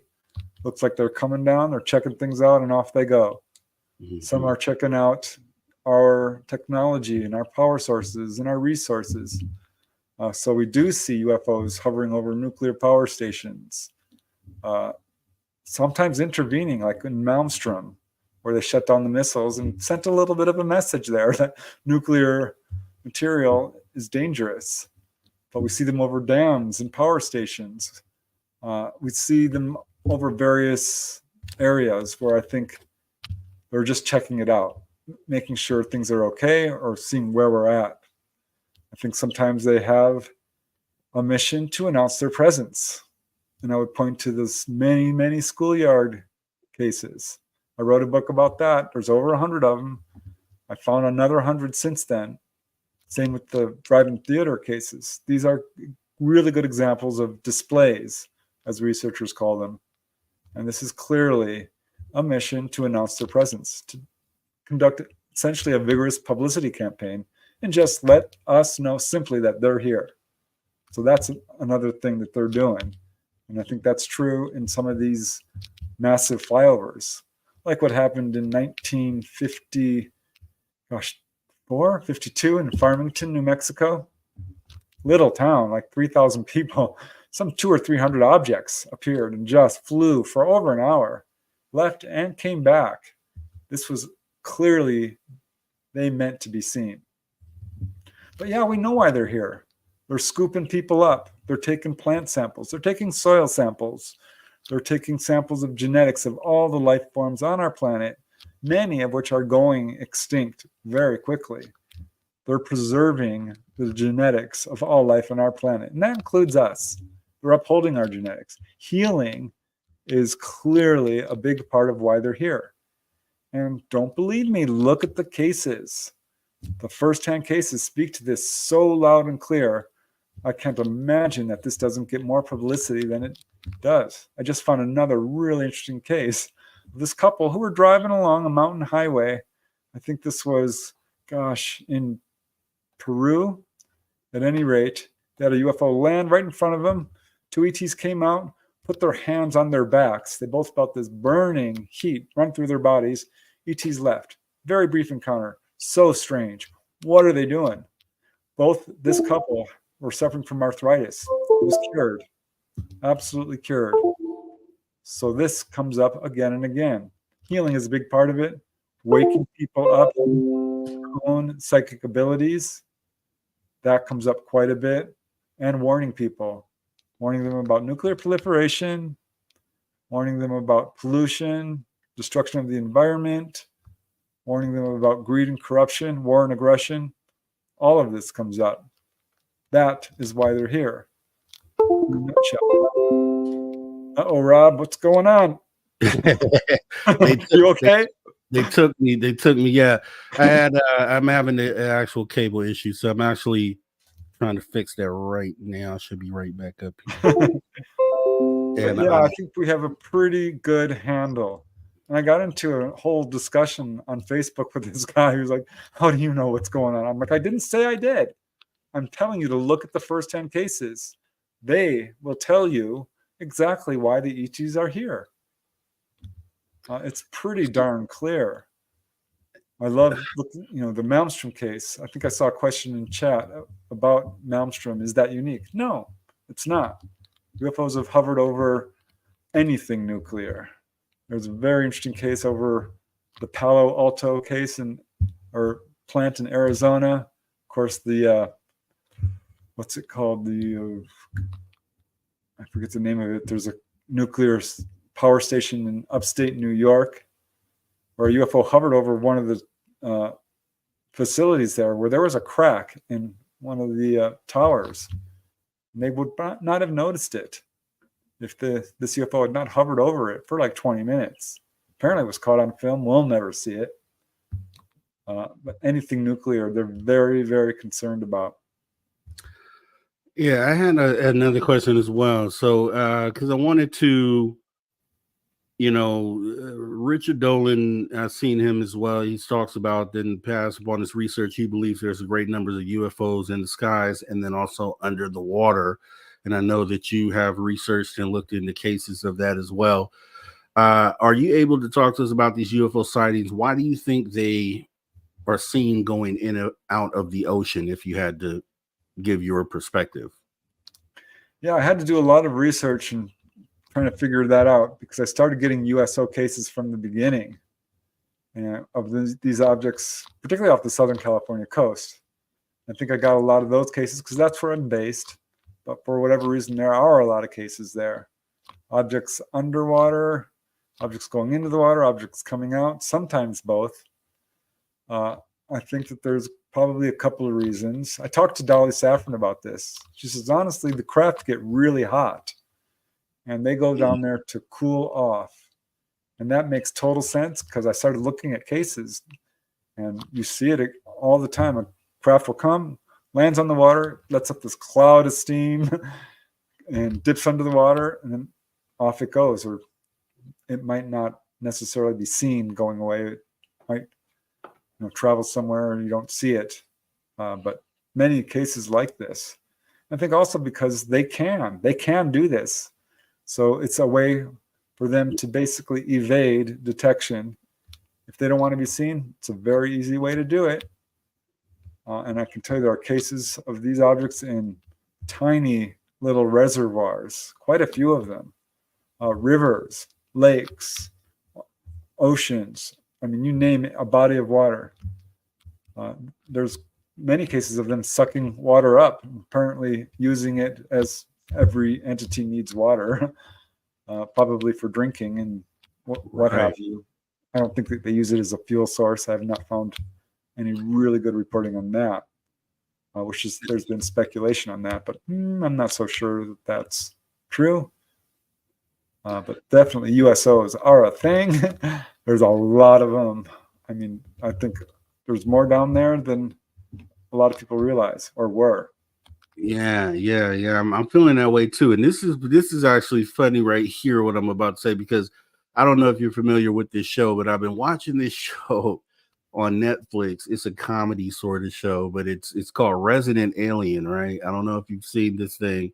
It's tongue in cheek, you know what I mean? But it does touch on some of the things that we're doing or currently that are going on within ufology. So there was this one episode, I think I watched it today actually, And it depicted, just to set the stage for everyone. The Resident Alien is the show. It says alien that crashes his craft here. He's supposed to be coming here to destroy the world, but he gets stuck here, and he takes on a human form, and he integrates with humans, and he's trying to fix his craft. The show is him trying to fix his craft. So there's a scene where he goes into this bar or this restaurant. And, you go into a restaurant, you have the fish tank, usually lobsters, octopus, things of that nature in the tank. So he goes up to this tank where there's this octopus, and he has this conversation with the octopus. And, the octopus is talking to him, and as if the octopus itself was also not from this world and happened to been stranded on this planet as well. And it was funny because a lot of people say, and I've even, I always look at how smart octopus or octopi, whatever you want to call them, and always wondered, for them to be that intelligent, are they potentially somewhere, brought here from somewhere else? What I'm leading into is it possible that some of these ET species that do go underwater, that they may be aquatic in nature? Like maybe on their home world, they're an aquatic species and they're just most comfortable in the water. Have you heard anything like that? Any reports of anything like that? Well, yeah, there are a few scattered reports. I don't hear it a lot, I have to say. By and large, almost universally, ETs are described as bipedal. But there are some interesting contactee reports about this sort of thing. I don't think we can completely rule it out. I have studied the octopus. I find it fascinating because it's getting a lot of attention from mainstream scientists who say, this is quite a bit different than any other life form on Earth in a number of ways. Far more intelligent than we thought. Some really funny stories about that. One guy had a pet octopus, and he kept wondering why the TV was being turned on and off. Turned out this octopus was crawling out of the tank and playing with the remote. It knew how to turn on and off the TV. No joke. That's scary. Yeah, and there was an award-winning documentary, My Octopus Friend, I think, or no, My Octopus Teacher, which is worth watching and will wake you up. There was another documentary recently on TV about octopus and how smart they are. They're very smart. They're problem solvers. They can do things like unscrew caps, so they can use their limbs to perform tasks. And so those limbs, if they can open up a jar, they can fly a spaceship, in my opinion. And I get to hear a report of an octopus ET, but but here, you compare it to like a Lake Baikal, right? Where supposedly those divers go in there and there's ETs underwater with these helmets breathing under there. And it would appear that those ETs you assume those have to be aquatic species. You would think, but it's not proven, obviously. But I just compare it to something like that because it would make sense then that they feel more comfortable under the water, and that's why they choose to go there instead of occupying the land. You know what I mean? And if we ourselves are very much aquatic as a species. We all live next to. Most of the population lives next to a shoreline. If you chart the population on this planet, there was a whole thing about we're aquatic apes, which I found kind of interesting because we are largely hairless compared to other primates. And they think that might be a factor here because we are so into the water. Yeah. I don't know that we like to go underwater though. There's only a few that do, but looking at gills. Looking at that, based on your research, and since we're talking about different species, based on your research of the different species that have been reported, different cases, if you had to make a list, 2 columns, one was malevolent species, one is benevolent species, which ones have you been told are benevolent species, just to kind of set the stage for people who may have heard that there are different species but don't know who's who or what's what? Yeah, well, benevolent versus malevolent, it's a hot button topic. There's a lot of speculation and controversy and honest to God lying, I think, because there are people who report very malevolent encounters, and some of them I don't think are telling the truth. And some are victims of my labs, military abductions. And some have an encounter that's not really malevolent, but is just darn scary. And they don't like it. And they will interpret it as malevolent. If I had to put a list of malevolent ETs, it may be humans. I'll put that down there because we kill each other. I'm sure there's other humanoid species out there who are probably not starfaring, who are at the same level of evolution we are in terms of ethically and morally and spiritually and psychically, who are still struggling with treating each other correctly. But from what I can tell, I don't think ETs are malevolent across the board. I really don't. And I get some flack for this. People are like, oh, you just think it's all puppies and rainbows. Never said that. I know that it can be very difficult for contactees. They can have a very hard time with it in the beginning, especially. I have to tell you, most of them, over 90%, tell me that, no, I don't think they're evil. I don't. And it might take them a while to come to that conclusion and realize this is something they asked for. This is something they're benefiting from. Because in the beginning, it's a lot of trauma. It's a lot of fear. It's a lot of confusion, especially because we're taught to fear. And there's so many lies out there. But if you look at these cases objectively, throwing away your belief system, you're not going to find a whole lot of ETs performing sadistic behavior, trying to hurt or scare people. There's occasional pain reported in some of these examinations or healings. It's not nearly as common as you might think. As far as malevolent species, I might, and I'm going to put that, in kind of an underline might, reptilians, because I don't get a whole lot of those. I'm not sure they're ETs as we would think of them. Probably better termed crypto-terrestrials. I'm not sure you call them malevolent if they're just looking for a meal and are out there hunting like, an alligator would or something. Right. I'm not sure that they're eating people, but I think that, if I had to worry about it, that would be, I can't tell you because I don't have cases like that. I just don't get a lot of reptilian cases. And I have to be skeptical because I've built a pretty big database where I should have gotten reports of malevolent aliens if they're out there. Right. And I'm just not getting them. And I don't edit. This is another thing I would tell new UFO researchers. Don't edit. Don't censor. Ask every question you can because some of it's going to be high strangeness. Don't be afraid of that because this is happening.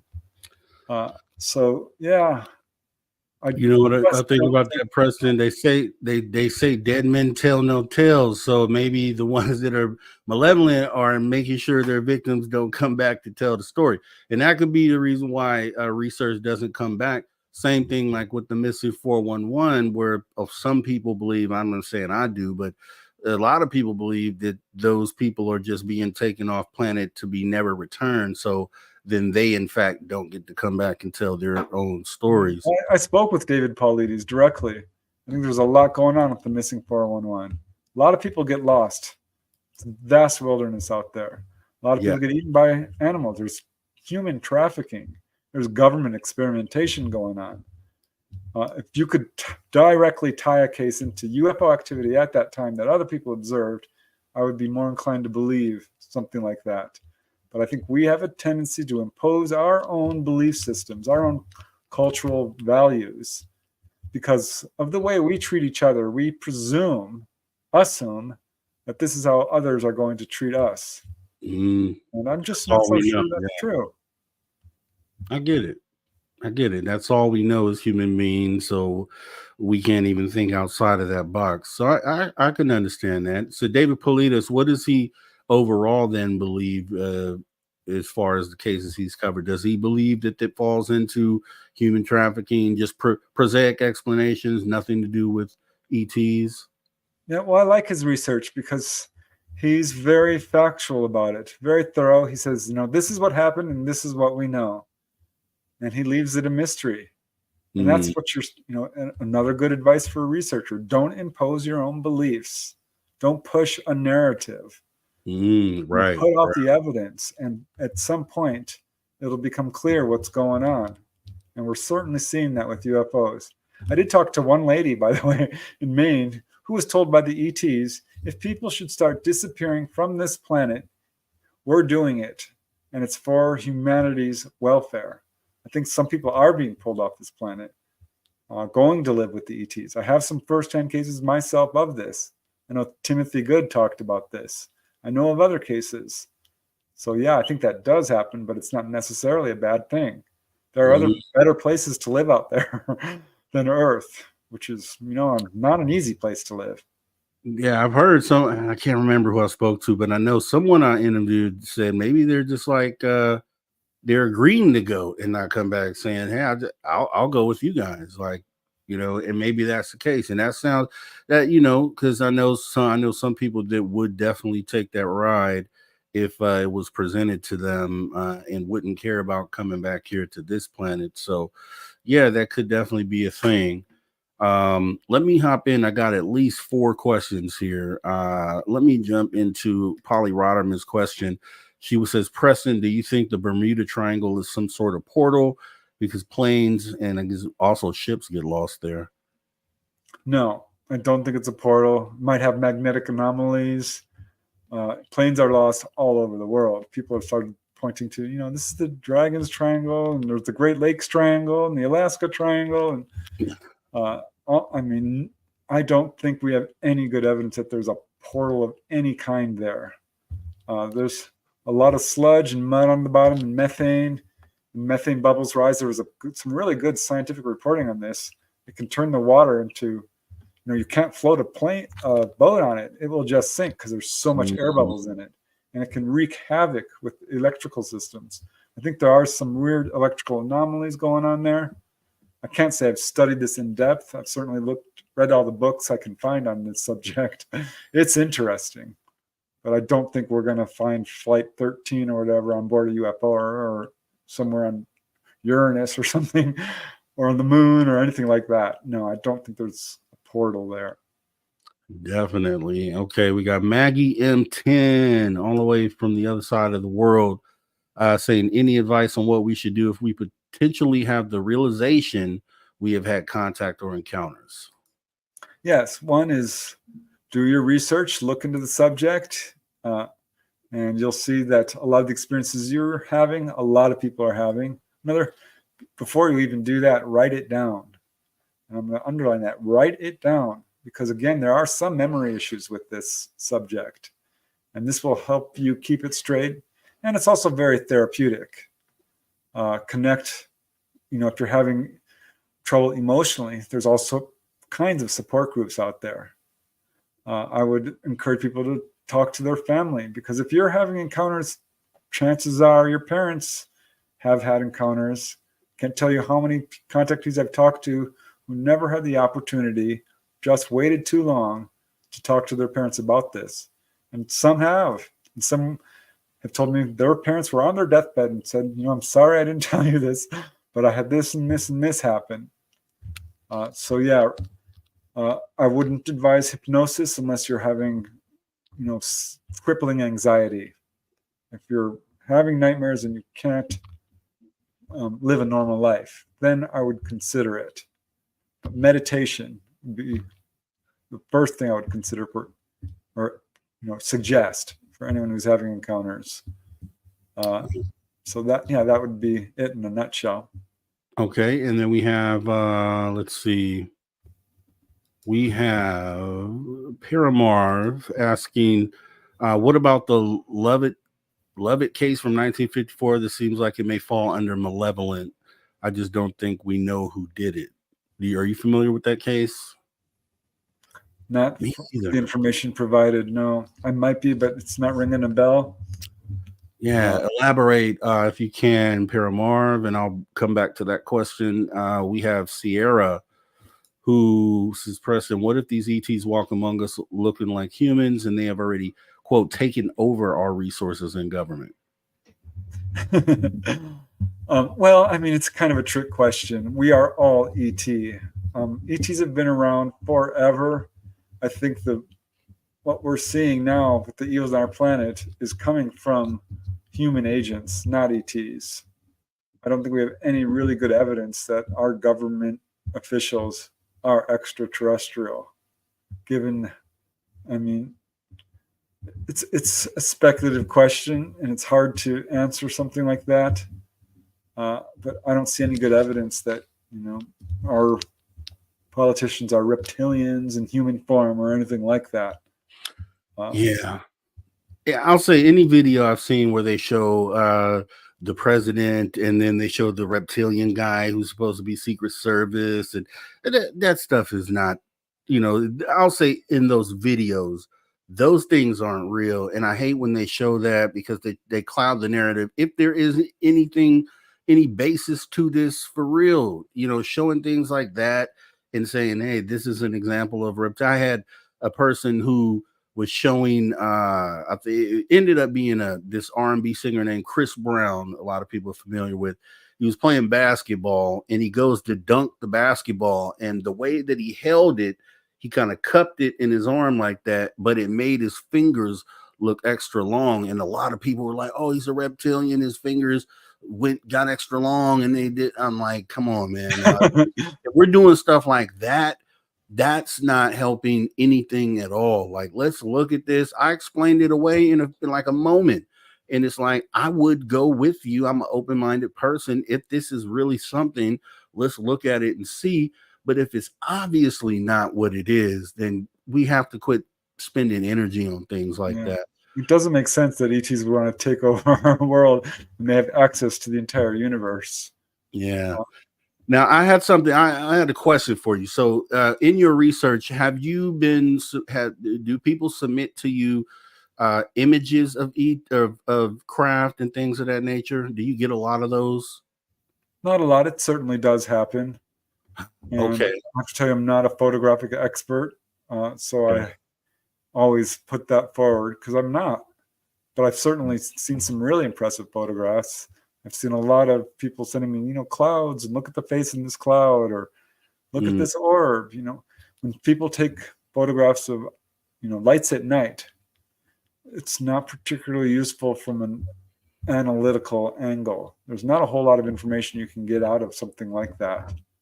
What I find far more valuable is when people attach a narrative, their experience to a particular photograph, and have multiple witnesses.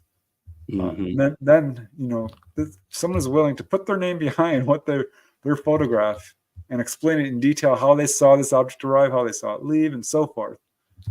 But no, I don't find a lot of the photographic evidence is convincing, and certainly it was in the past, because it's so easily faked right now. Yeah. And I guess that's more of kind of what you come up against nowadays, is that fact alone, that is this fake or is this not, based on that. Thank you, Maggie, for the awesome super chat all the way from the other side of the globe. We do appreciate you and your love for Space Out Radio and Preston Dennett here today. So I just wanted to show you this, right? So I had compiled some things in my own sighting, and then this is just something, since we know each other, this is something that I wanted to show you here. By the way, shameless plug, this is a new show I have, my experience with the phenomena. You guys make sure you come and check it out on my channel. Aloha Dave was just on there recently. We may be having Lee Strauss, since he's agreed to come on, and a lot of other people that you guys know from this channel. But here's the photo here. So these are the 47 objects I captured flying in the sky right over my head. They were round in shape. They had these little black objects sticking out of them. So I don't know if you've seen anything like this, if anything like this has been reported to you. But these things disappeared into thin air, all 47 of these objects. And I've never done this before, but I did an artist depiction of what they look like, because here you can't really tell the shape. But this is what they look like, and this is a close-up version of what they look like zoomed in. So very strange, very weird. Not from here, not from this planet. Don't know. I think that they were ET drones, maybe released from something bigger. But this is what they actually looked like with the naked eye. So they were sort of round, kind of oblong. They had these black pipe-like objects sticking out the bottom. And there was like 47 of these. These are the same objects that are in all the famous videos that they show in Mexico City, I think 2004, 2012. It's been various incidents in Mexico that depict these objects. I was just wondering if you have seen in your research anyone submit anything that looked like this to you. Can't say that I have. In terms of photographic evidence, no. I really can't. And again, I'm not a photographic expert. I would go through the whole list of questions that I ask people, and I want to talk to all the witnesses who were there, and go through the whole thing and try to determine anything that it might be in the sky. But yeah, I don't know, Rob. Yeah, I know. Here's the thing. I submitted it to MUFON, so maybe I'll get you the MUFON number. I don't know if you're able to end up at some later time, maybe looking into what they found on that. But I did submit this to MUFON, and they tried to initially come back and tell me that they were wedding balloons. But I showed them other cases within MUFON where they were determined to be of an unknown status. And I found out the unknown with our guest last week, Karen Hill, director of Tucson MUFON, that she stated that unknown essentially means that it's nothing explainable, right? Which would lean more into the maybe not from here narrative. So I guess we could talk more about that. I just wanted to see if anyone had happened to send you anything that looked like that as I try to figure out what in the world these things are. So, but if you haven't seen it, you haven't seen it. Maybe I should submit these cases to you, Preston, so you can curate my case as well. Hey, I'm always willing, to look into cases, because there's a lot of stuff going on out there.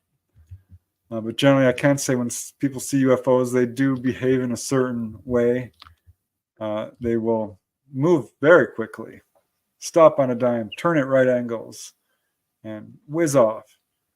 They generally don't meander around in a very lazy fashion, so I don't know if that's what you saw.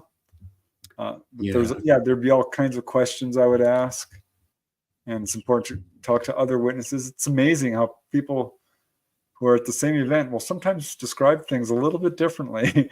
Exactly. Once you have, a good 4 or 5 people, and then they're all describing things. Okay, now we're starting to get a handle on what's going on here. But yeah, what I like about that, Rob, is I trust you. I know you're not putting up something CGI to me. Yeah. You know what I mean? So that means, that's volumes. That takes the weight of that right off my back right there, because frankly, a lot of people are just trying to fool the researcher. Exactly. And that's what I say. And that's why I always tell people, me, myself, and I think what people, especially who frequent this channel, know that I'm just a straight shooter. Like anything that ends up happening with me that I present ends up being genuine, no fluff, no extras, anything embellishing or anything that goes into anything that I present. And the weird thing is I've been having a lot of weird stuff going on, Preston. Not even just that. I've been having shadow people lately that we have a picture of as well.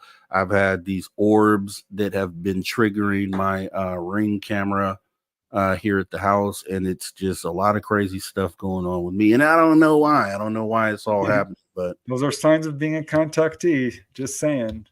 Yeah. It all comes together. It's a rare contactee that doesn't have a wide variety of paranormal experiences going on.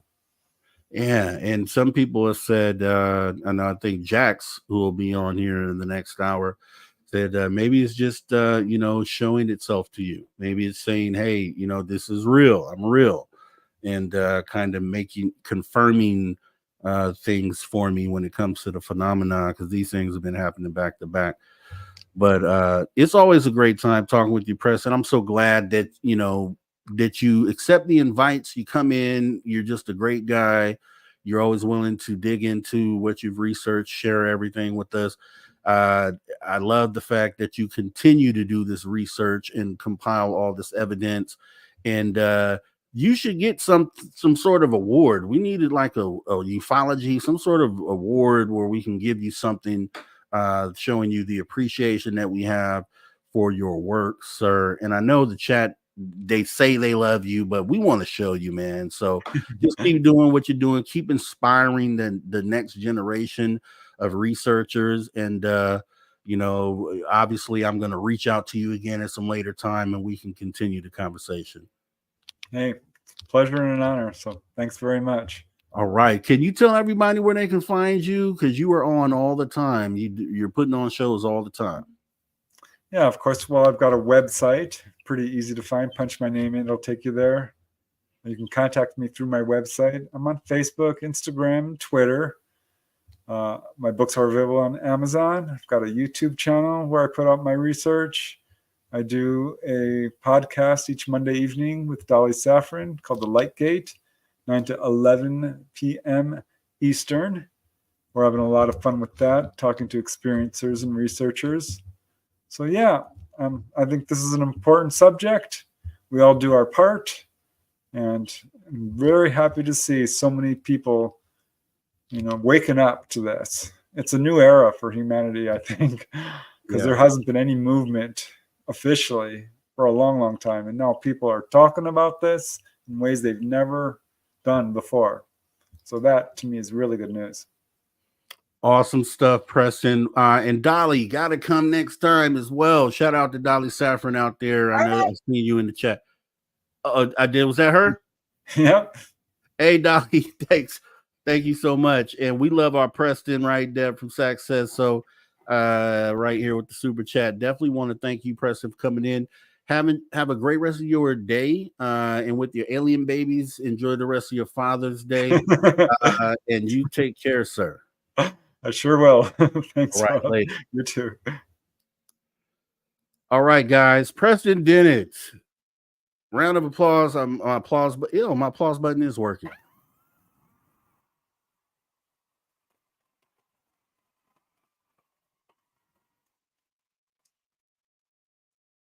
Yes. Congratulations. You guys got through a successful 2 hours here with Rob G and Preston Dennett. Awesome interview. A lot of great stuff covered. What we're going to do, though, is get ready to pause for another cause and take a break and get ready to go into our hour number 3 right here on Spaced Out Radio. And we should be joined by Jax and Lee. So you guys kick back. We'll be right back. Conversations that move the needle. Conversations that move the needle. You're listening to After Hours with Mr. Rob G on the only place where you can own the night. Spaced Out Radio. Spaced Out Radio. You've tuned your dial to the right frequency.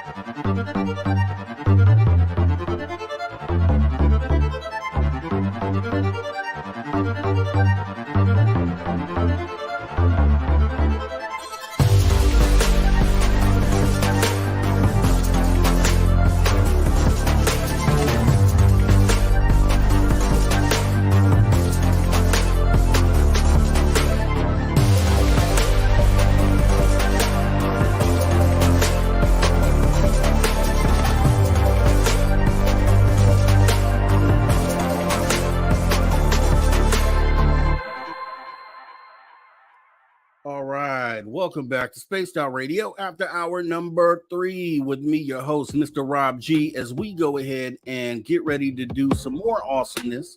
Want to thank our guest for tonight, Mr. Preston Dennett, as we go ahead and prepare to get into the paranormal report with Jax Harmon. And I think Jax is accompanied by a guest today, so we'll go ahead and be looking into that as well. Space travelers, since you're already space traveling, consider taking the next step and join the club. That's right, you can join the SOR Space Travelers Club for as little as $5 a month by joining our Patreon. Right, very easy to do. Come be a part of the team. Other than that, let's go ahead and get into the paranormal report with Jax and Mr. Lee Strauss. How are you guys today? Hi guys. Hello. How are you? All right, awesome stuff. Hey, it's been awesome all day. I just got off with Preston Dennett. How awesome is that, right? First of all, Yeah. And then now in hour 3, and I got Jax Harmon and Lee Strauss about to bring in some more awesomeness. So it's just getting better and better for me. What we got going on today, guys?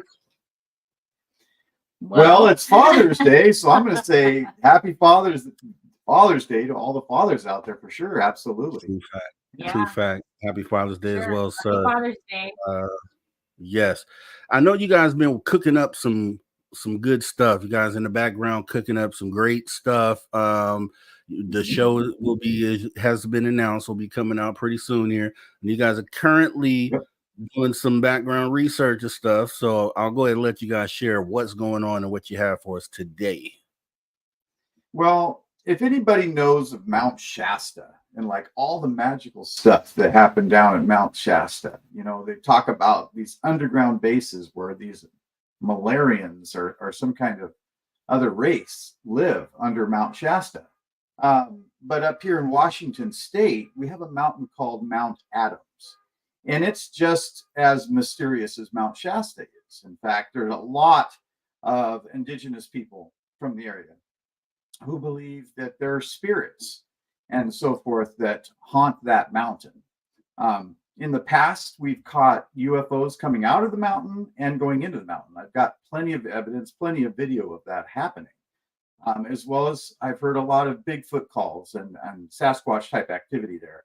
So our plan is to head over there and do, you know, basically 4 days of research. That's going to we be were awesome. supposed to be there now, but unfortunately, due to bad weather, we had to postpone it until this coming up weekend. So we're actually going to be leaving Thursday. We'll be there Thursday, Friday, Saturday, and then coming back Sunday.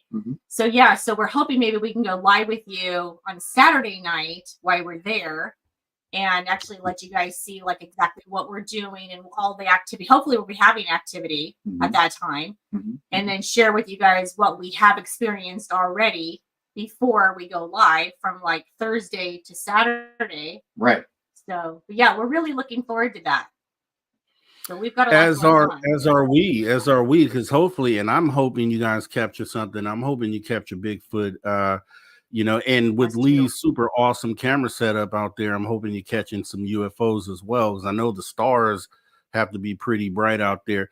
And I just keep, and I told this to Jax, Lee, that the camera, I took a picture of your screen with my camera, and you could still see the detail of the stars that you were capturing, ones we couldn't even see with our eyes out there. So I know if anybody has the equipment to catch this stuff, Lee has the gear. Yeah. You know, I've got a lot of the gear, and Jackie's got a lot of the time in paranormal research, you know, so we both come with something. Doing this investigation. She's been doing Bigfoot investigation almost her whole life, you know, with her parents and so forth, and then by herself. So I'm hoping to learn a lot from her. showing her some of the gear that I've got and some of the equipment. And, she'll be able to look at my stuff and say, this is what we need to do with your trail cameras. Instead of setting them up this way, maybe we should set them up like, one trail camera facing another trail camera, and doing some other things that I really haven't done in the past as far as my setup is concerned. So we're really hoping to learn a lot from each other. Yeah. So this is actually a big learning experience for both of us on both ends of it. So it's going to be a lot of like learning and researching and just having a really good time, really out doing what we love. But we're really excited about being able to bring that to you guys, that live show to you, so you guys can have that experience with us. So exactly, it's going to be a lot of fun. We're so excited. We are. And with the equipment that we have, I use Starlink to link up with, and that way I can show live, what all my cameras are capturing during that time. So it's a benefit for everybody else too. So we're definitely. I can't wait because I know, the weather. You guys would have been doing that right now in hour 3, but since the weather's messed up, we'll wait till. But it builds up the anticipation and the. I won't be able to wait. I won't be able to sleep all week. I'll be waiting to see what you guys do here because I know it's going to be. It's going to be a nice presentation as far as the way you guys are putting it together mentally. I already know. It's not just going to be turn on the camera and watch us do. It's going to be a lot more to it. I know that. Is this indicative of what the show will be like, or what? I don't know. We're hoping to add a lot of that in. About usually, generally speaking, once a month, I actually go out and do a field investigation, and then I can broadcast that. I don't know how that's going to work with Spaced Out Radio yet. But we'll figure that out as we move forward, because the time that I usually do those sorts of things is during, when you or Dave has his show going. And, obviously I can't take that space and that time up with what I'm filming in the sky. Okay. Or using my equipment. So I don't know how that's going to work. We'll figure that out. We'll figure it out. We're going to make sure that we go out in the field more often, even if it's California or like I'm here in Washington right now, spending 10 days here. And technically, I actually have some information out for some people who don't really know this. I'm not even sure you know this, Rob, but today is actually the 50th year exactly to the day that I started going out Bigfooting. That's I have no idea. Today is yeah. Wait. So I started going out when I was 4 years old, and today's my birthday. Oh, happy birthday! We should have started with that. Hold on. Happy birthday to Jax. Everybody, happy birthday to you. Happy birthday to you. Happy birthday, dear Jax. Happy birthday to you. Aw, thank you guys. That's so sweet. Come on. Yeah, awesome. Well, that was why I was so looking forward to being out there on my birthday, but it's okay. The weather didn't permit for that, but it's still going to be a super special time for us in the next few days. But we're going to start getting our stuff together here and head out Thursday, and we'll be all set up, and hopefully we'll have some really cool activity. But like Lee said a minute ago, I'm really looking forward to being able to show him all the things that I grew up learning, and him show me that, side with the UFO Skywatch and the cameras. And I'm super curious about how all that works. So yeah. It's a learning process for both of us, really. Yeah. So Lee, as far as the UFO research goes, the Bigfoot research goes, Lee gets to be the grasshopper and you get to be the sensei. And then when it comes to capturing the data, Lee is then the sensei and you become the grasshopper. That's right. That's right. Yeah, that's beautiful. I like it. Yeah. So I know Lee, I know most people know or should know that you currently already have the show, Lee and Ander, right? So that's correct. You want to go ahead and talk about the show and kind of let everybody know where to find it and stuff? Yeah, well, it's Andrew and Lee on the Trail, and we've done 2 seasons of that show on our Facebook and a YouTube channel, so they can find us on YouTube at Andrew and Lee on the Trail. We started out, we never thought we were going to be really making a show, but it just kind of ended up that way. And like after this 3rd episode, we really got into our groove.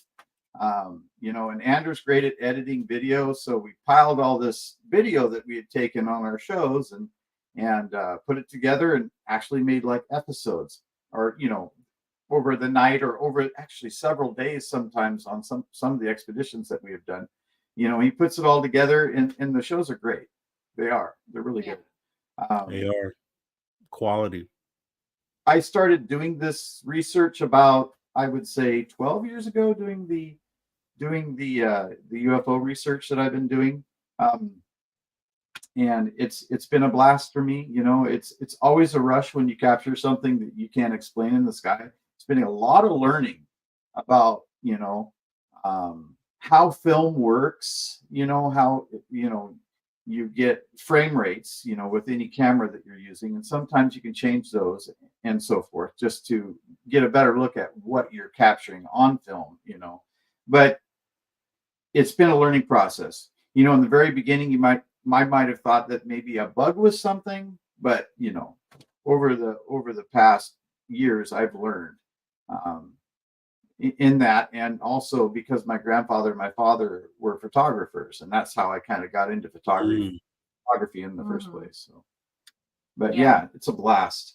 That's actually one thing that I do have in common with Lee is like, over the years and many, many years of people sending me like pictures and video, especially video, about different things they see on camera, like you were showing earlier. You'll often be able to tell like if it's a bug or if it's, dust or whatever, or if it's actually something that, is legit, like it's like, oh, well, I don't know exactly what that is, so maybe you got something there. Can I tell you exactly what it is? Not always, but, if it is something outside of that, then I tell them, yeah, you've got something really interesting there. So I can't tell you exactly what it is all the time, but it's something. At least you can say it's an unknown. Yeah, you can definitely say, I can tell them it's an unknown for sure. So. And that's a great diagnosis. I was just talking to Karen Hill with MUFON last week, and unknown for them pretty much means the same thing. And I had to clarify that. So what does unknown mean? Unknown means basically that it's nothing prosaic, nothing explainable, and that only leaves the unknown, which we know is the paranormal, cryptid, ET, unidentified category. There we go. There we go. So, yeah, I can't wait. It's gonna be awesome. I know you guys. I can't wait to see what you're cooking up on this show. Because, like I say, I watch your show, Lee, and I see the quality that you guys have there. So I can only imagine, and I'm just anticipating the direction that you guys are gonna go in. So I think the anticipation is building for that, and I already know it's gonna be awesome. So I'm not really concerned there.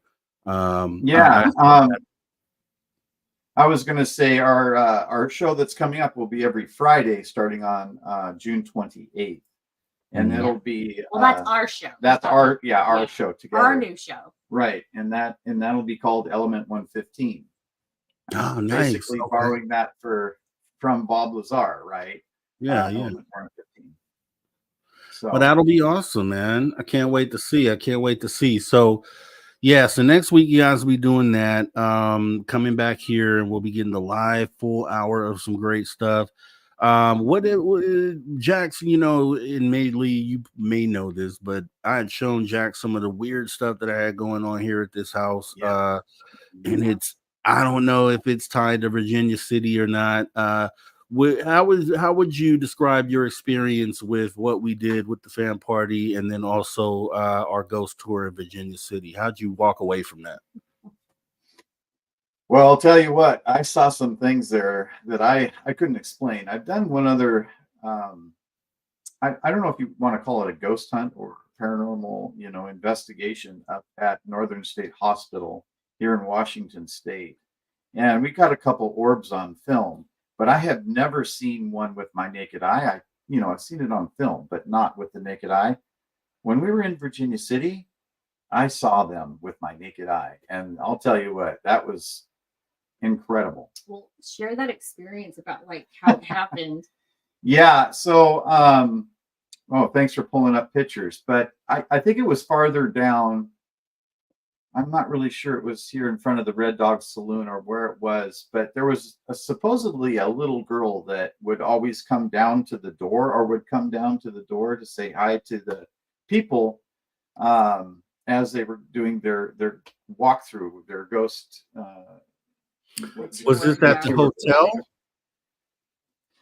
It was actually before. I'm trying to remember exactly where we were, but it was on the main road, and we were walking past, and it might have been like maybe right before we got to the hotel. Yeah. And I actually walked up to the glass and put my hand on the glass, and I said, if there's any spirit here, feel free to come up and say hello or show yourself, or if you want to touch my hand.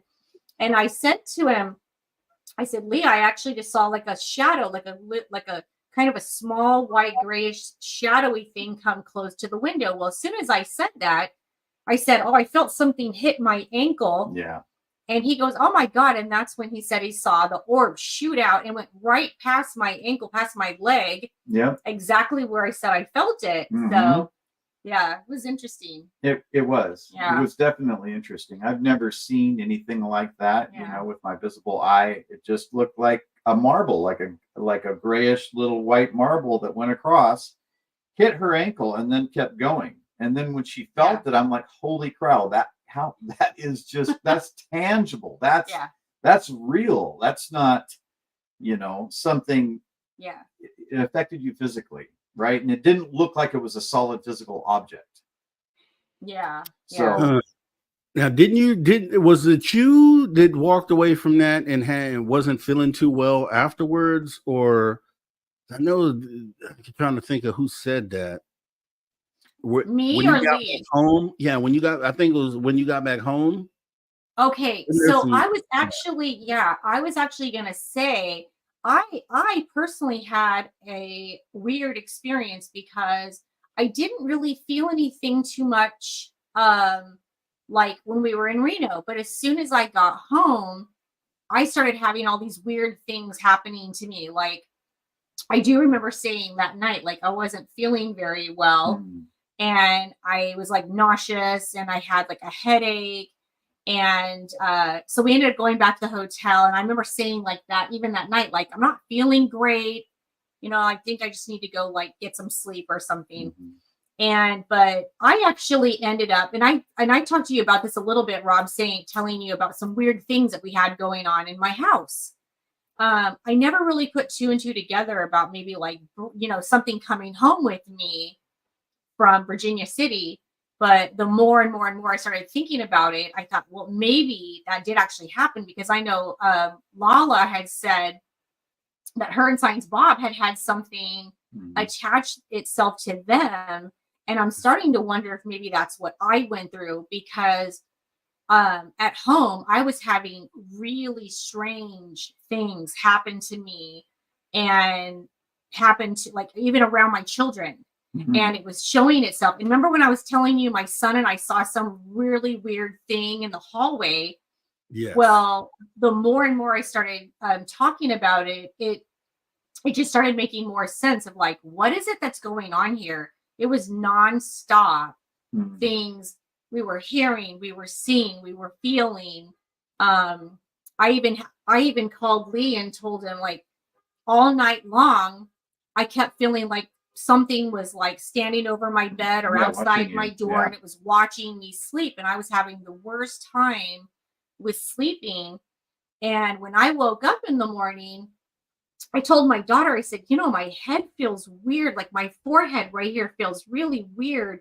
And she looks at me and goes, well, there's like a big circle on your forehead of like skin, that someone took your skin off. And I was like, I'm sorry, what? And I'm like, wait, what are you talking about? So I go and I look in the mirror, and I literally had like a circle that looked like someone had poked me with something and ripped off like a tiny, like a little, maybe the end of your pinky size circle. Wow. Literally off my forehead. And I was like, what in the world is going on? Was that when I had the bite? That was, no, the bite was first. And then. Well, was that after I got back from Reno? Yes. Okay. So when I got back from Reno, it started with, I slept on the couch one night. My mom was actually staying at my house, and so she was up in my room. So I decided to sleep on the couch. I wake up in the morning, and the upper part of my arm right here, see if I can get it in the camera here, like right in here, okay, was hurting really bad. And so I walked up to my mom and I said, will you look at my arm? There's something not right here. And when I lifted my arm, it was like a bite mark, like top and bottom of like a mouth, like a massive bite mark. And she ended up taking a picture of it. So I'll have to see if I can get that off of her camera. But it was really weird.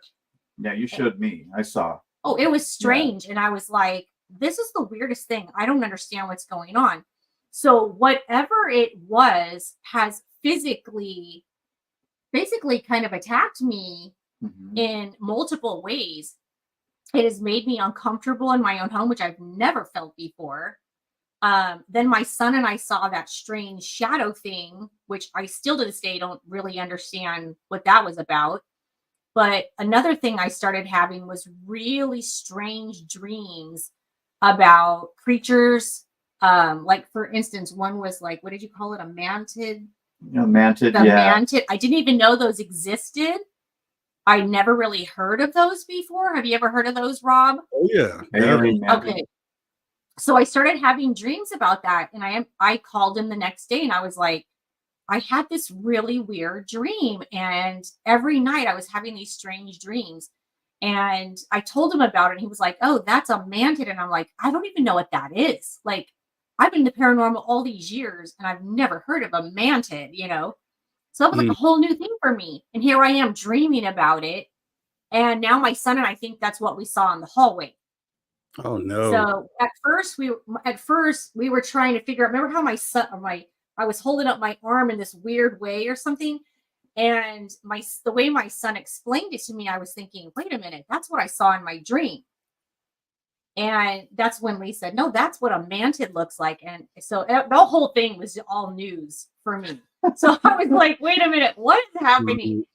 So here I am getting like physically bit. Something's, doing something to literally taking like a chunk of my skin off my forehead. Like it looked like something had poked me and I was bleeding. Like it was like a spot where something like a pin or something would stick you in your skin. And what else? I can't even remember what else we had. Was that separate? Because you said the skin is missing like the tip of your pinky, right? That size. Yeah, but it was like a hole. And there were inside that spot, there was another spot that looked like you got pinpricked. Yeah. Okay. That's what it looked like. And so I didn't understand what it was. So I took a few pictures of that as well. So I was like, I don't get it. I don't understand what's going on. But did you say Lee had an experience like simultaneously with yours? Like he had the equipment malfunction or? Oh, that night when we were out doing the investigation. Yeah. When she came on your show, she didn't feel good just prior to getting on your show. But then once the show starts, she was fine. But yeah, I was messed up pretty good. Yeah, that was the night they were in. Where were you guys? Rimrock Lake. Okay. And it was a strange situation because I felt perfectly fine. And then all of a sudden, out of nowhere, I felt horribly sick, horrible headache. Like just a vice was grabbing onto my head, and like I was just gonna lose it. And I just thought, and I even told him, I said, oh my God, I don't even know if I'm gonna be able to go on the show. That's how sick I was. I was like, that's it. I'm gonna have to just tell him I can't go on. And then I thought, okay, I gotta suck it up, right? I gotta suck it up and go.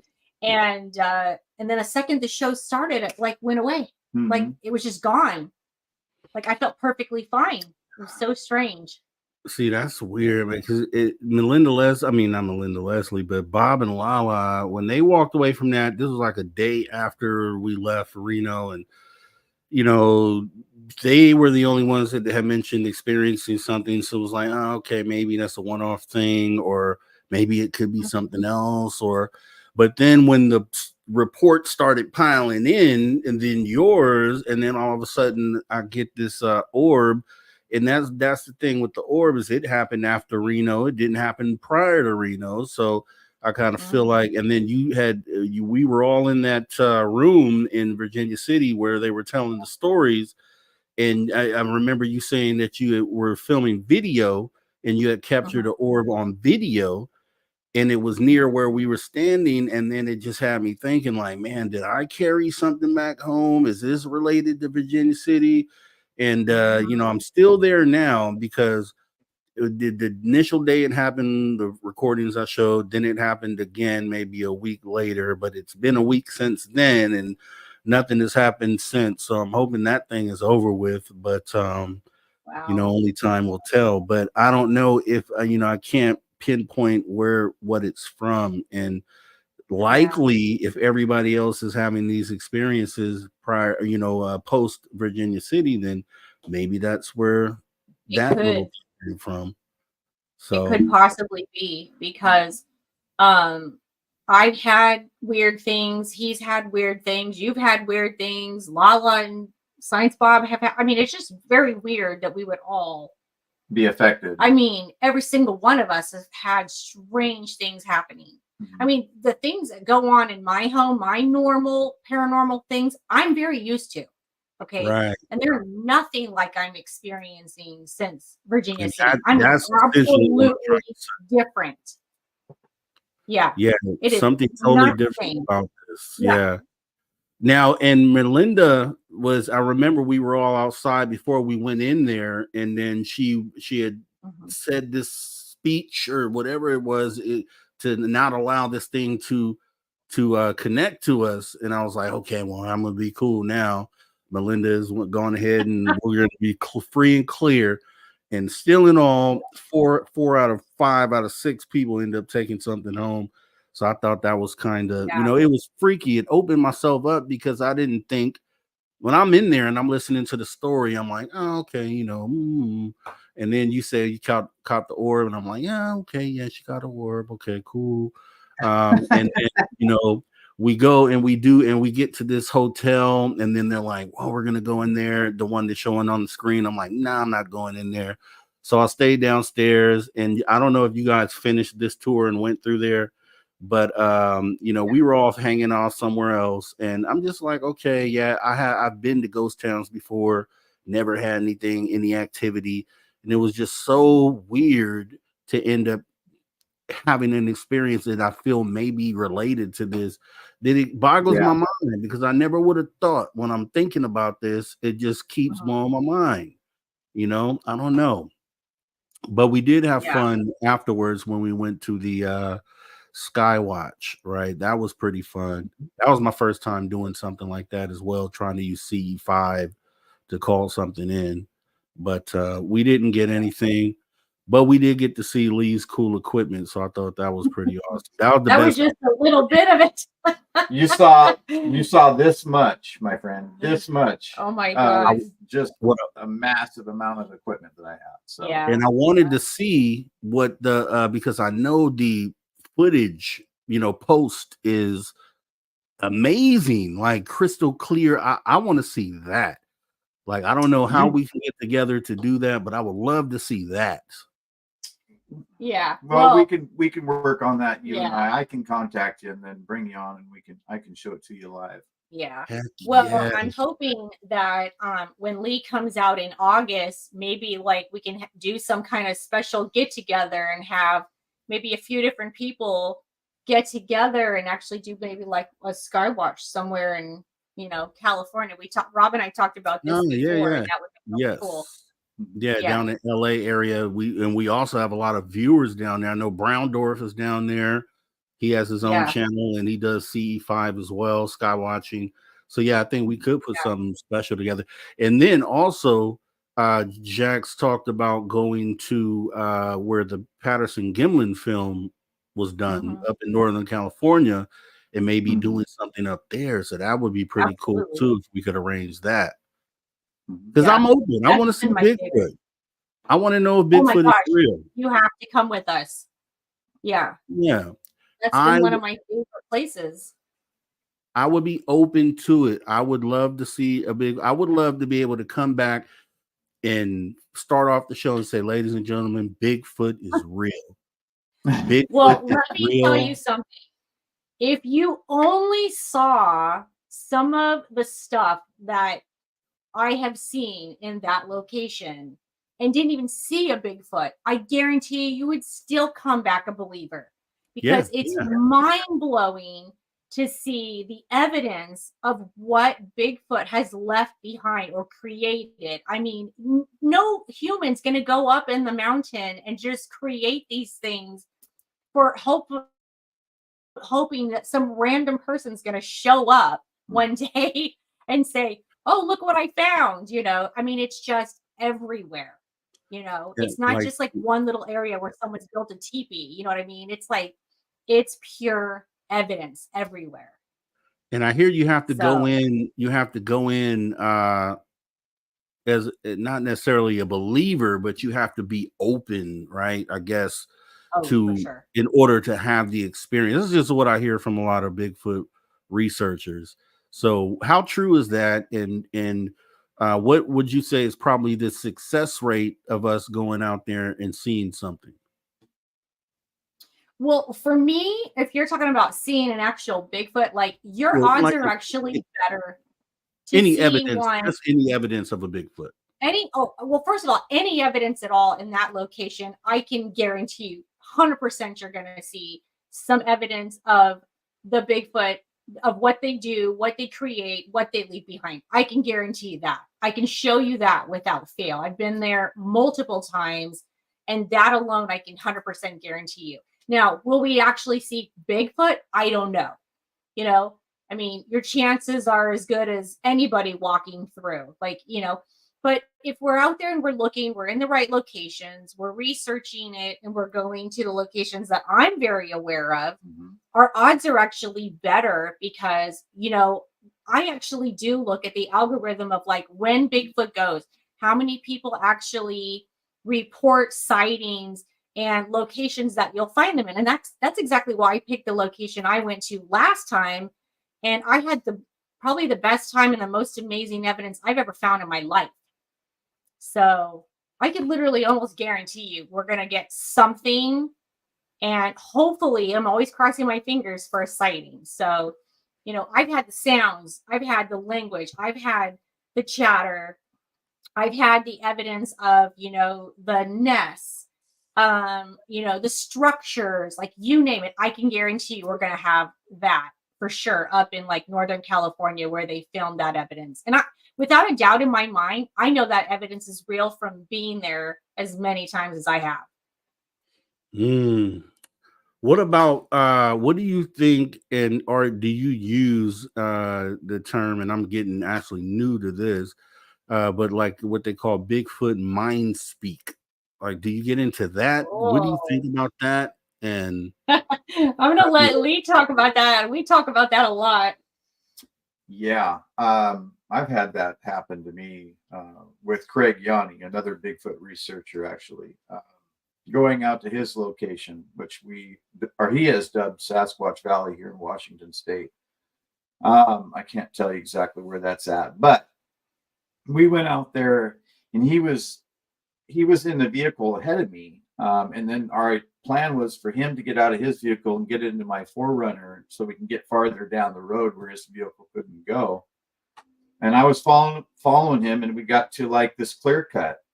And all of a sudden we got into this clear cut. It was like, we don't want you here. And I'm like, what? Where the heck did that come from? Just all of a sudden out of the blue. It wasn't a thought that originated in my head. It was just from outside, from somewhere else. All of a sudden it just came in clear as a bell. We don't want you here. Plain as day. And I can't explain that, because when you have a thought, it originates from your mind. You process the thought, and then it's real. You know what I mean? Right. You can hear it in your own mind. But this was just like from out of nowhere. We don't want you here. Plain as day. Man, I hear a lot of I've people. actually had a different experience than Lee. I actually had an experience with my father several years ago where we had decided to walk about 50 feet away from each other, maybe a little bit further. And literally, my dad was about, like, I'd say off to the left as far as maybe like that amount of space. And in my right ear, as clear as day, I heard my dad's voice say my name. And Wow. so I immediately turned around, and of course, I see nothing. And so I yell out, was that you? And I hear him say, are you talking to me? And I said, yeah, did you just call my name? And he said, no, I'm like, I'm way over here and I didn't call you. And I said, well, I just heard your name.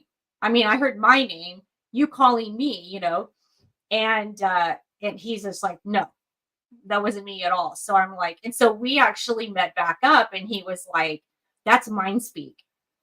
That's mind speak. They're actually talking to you. They're trying to get your attention by using his voice to talk to me, to get my attention. And it did. It absolutely got my attention. So yeah, I've had a little bit different experience than that, but yeah. And it's crazy when you hear something because you're just like, where is that coming from? Yeah. I don't know. Well, I'm open to it, so I'm open to going out there and experiencing it myself for sure. Yeah. Yeah. What do you? So, I have heard, like, my friend Long Island Bigfoot has his own channel as well, and when I talk to him, he said something really compelling, where he thinks those tree knocks that you hear it's definitely communication between them.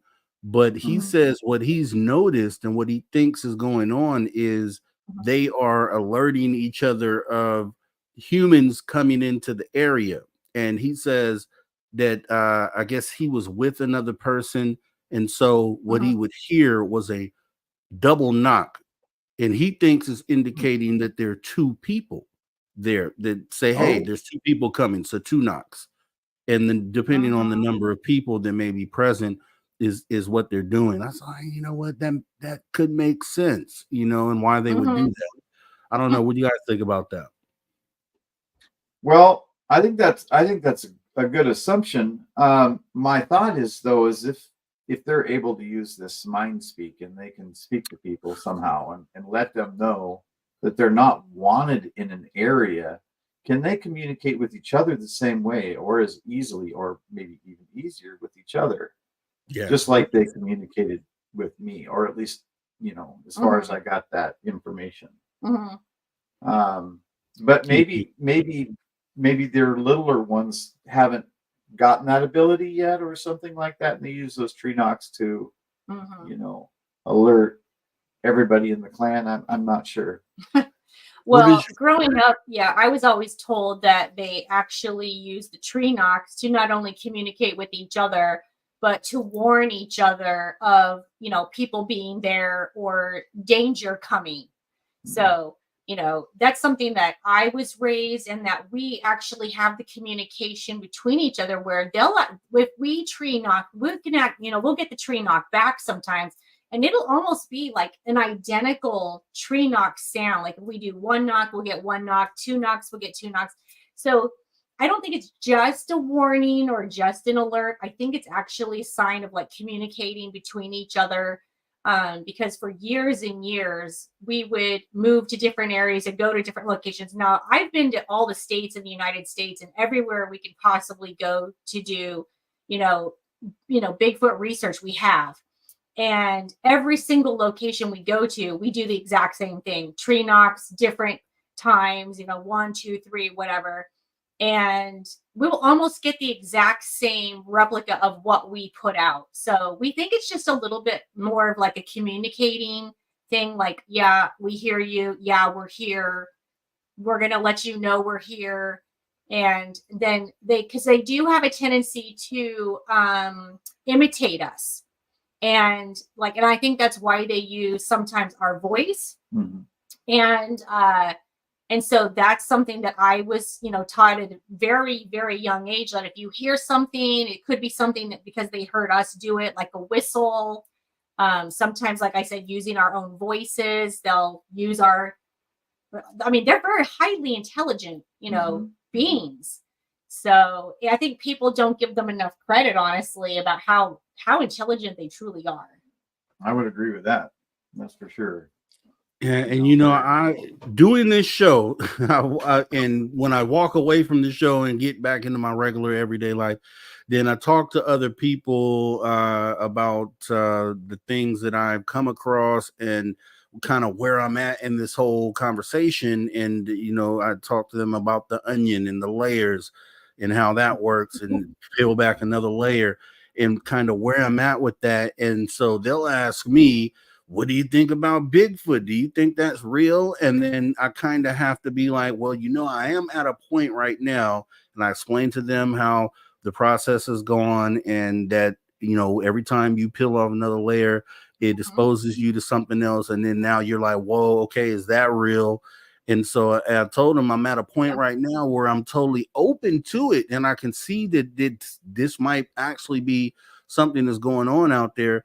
And I kind of want to just be able to, because Dave Scott, he goes out there and he researches, and I talk to other people that do as well. And I'm kind of just like at that point in my journey where I'm ready to kind of have that validated. And so this is like on my list for this year. So somehow, some way, we got to definitely make that happen so I can close that chapter and peel off another layer and get on to Dogman or whatever the next is.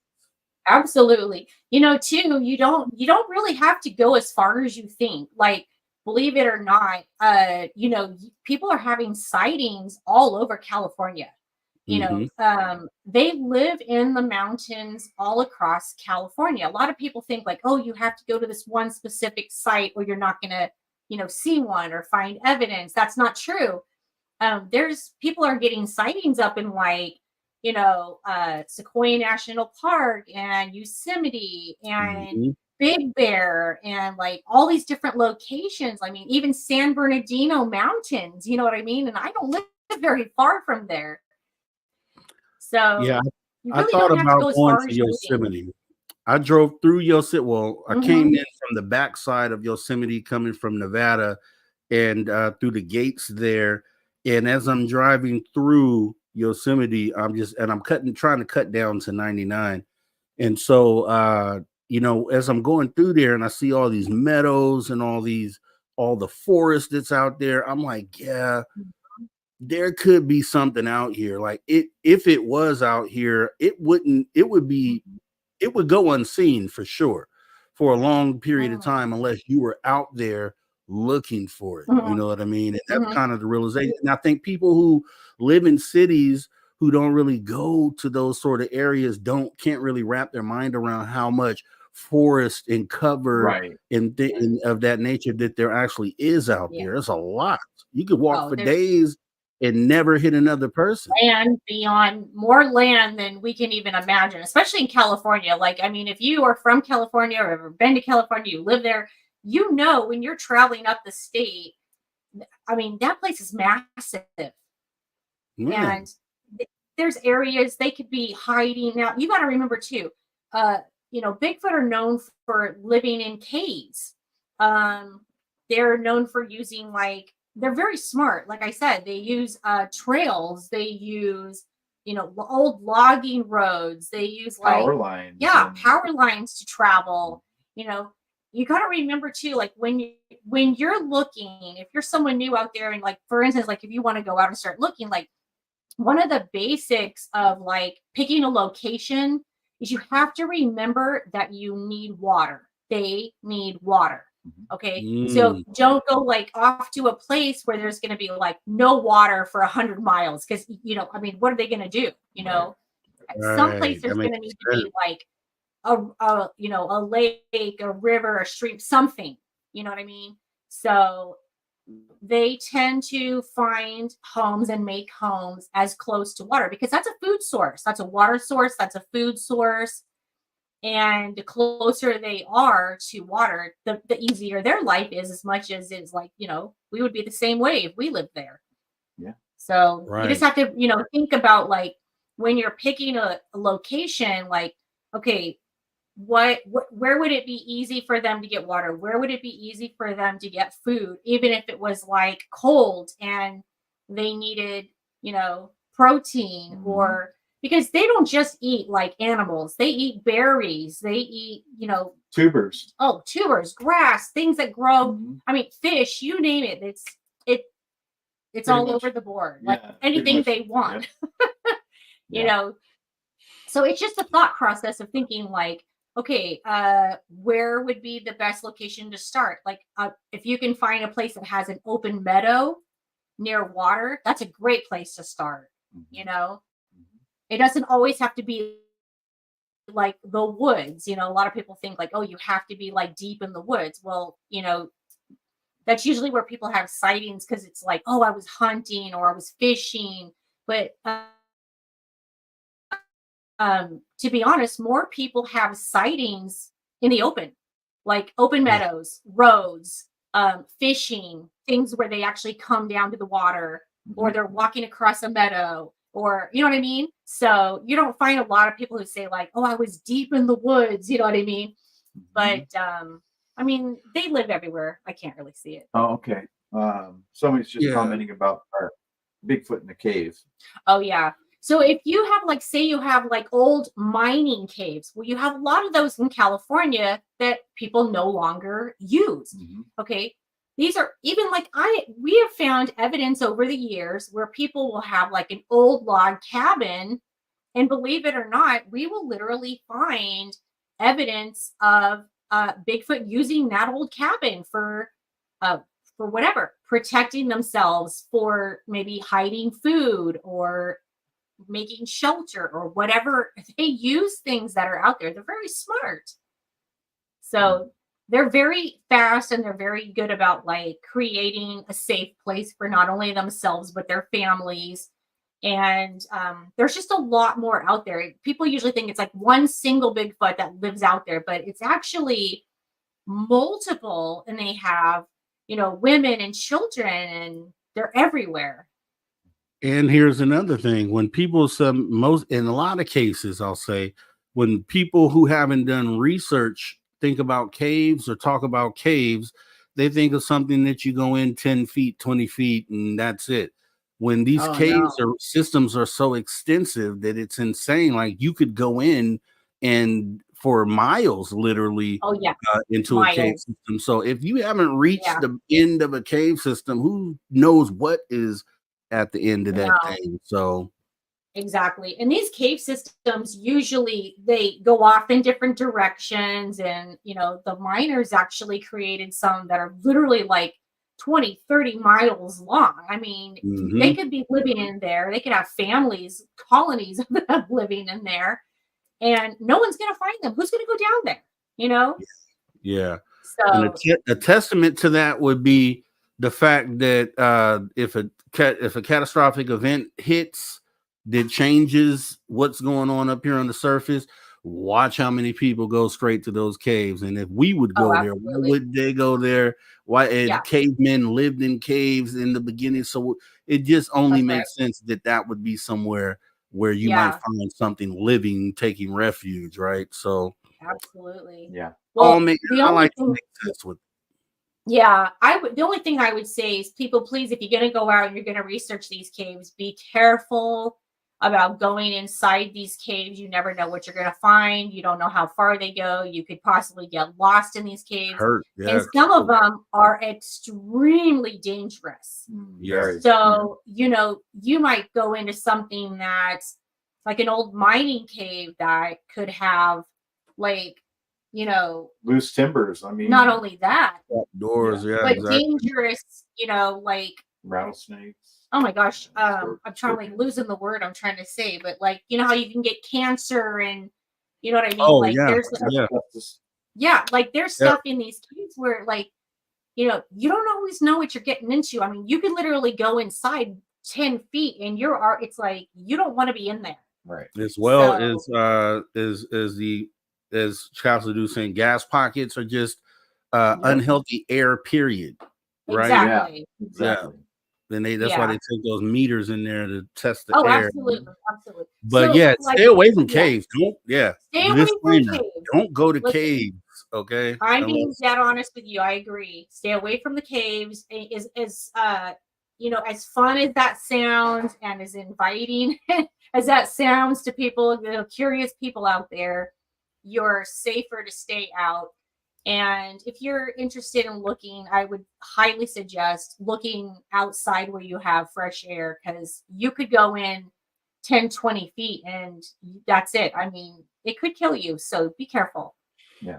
Definitely. Now, Jax and Lee, it's been awesome. I do appreciate you guys coming in tonight. It's going to be even more epic and awesome next Sunday. What do you want to leave the audience with tonight? Well, you know, we can talk about our new show coming up, like June 28th is when we start.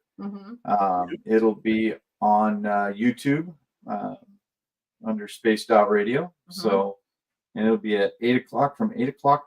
No, I'm sorry, from 7 o'clock to 8 o'clock. Wait, no. 8 to 9. Sorry. And 8 this to is 9. Pacific Central Time. Okay, That's Pacific correct. Standard Time. We go from 8 p.m. to 9 p.m. Pacific Standard Time. So I know that's really late for some people, but you know, this is after hours. So, you know, that's what we do. We come to you late. But to make it more simple, it's right before Dave Scott on Friday. Exactly. Every Friday, right before Dave Scott. Every Friday night. Yep. It would We're be actually there. Yep. Be there or be video square. together, so we'll have that out. All right. Well, it's been awesome, guys. I do appreciate you guys coming on in and chatting with us tonight. I'm going to go ahead and get ready to wrap up the show. We will be seeing you guys next week for an epic show. So everybody hit your notification bell, put it on your calendars. It's going down. A lot of big things are definitely going to be happening here at Space Out Radio. Even some things you don't know yet, which you may know this week if Dave Scott chooses to inform you or not. I'll maybe ask him if he can. So just tune in. A lot of big things going on here. Jackson Lee, have a great rest of your night. You guys take care and have a great week, and see you next week. Have a great night, guys. All right. Take care. Yes, guys, that was it. Awesome show, right? Awesome show. What more could you ask for? Preston, Dennett, hour 1 and 2, Lee and Jax, hour 3. And has been a pleasure, man. It's just really been a pleasure to spend this Father's Day with everybody in this fashion, right?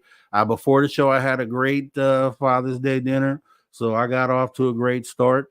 Had a nice, great, beverage to go along with that, I'll say.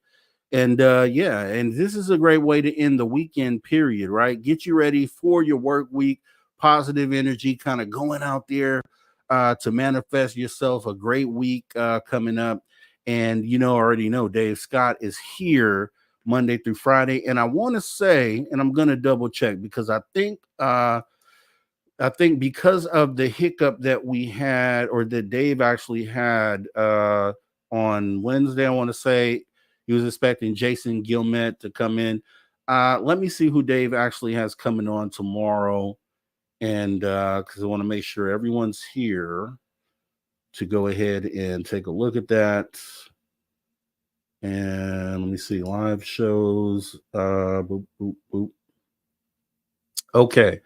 According to this, it looks like, okay, the shows aren't posted yet. So I can't tell you. All I can tell you is be here tomorrow and watch David Scott live Monday through Friday, 9 p.m. Pacific until midnight. And then come right back here to the after hours next Saturday and Sunday, 8 p.m. Pacific until 11 p.m. Let me go ahead and thank the super chatters for tonight. We had Reverend Cosmic Joe Chronicles. We had Deb from Sacramento. We had the Reverend again. We had Maggie M10. And then we had Deb once again.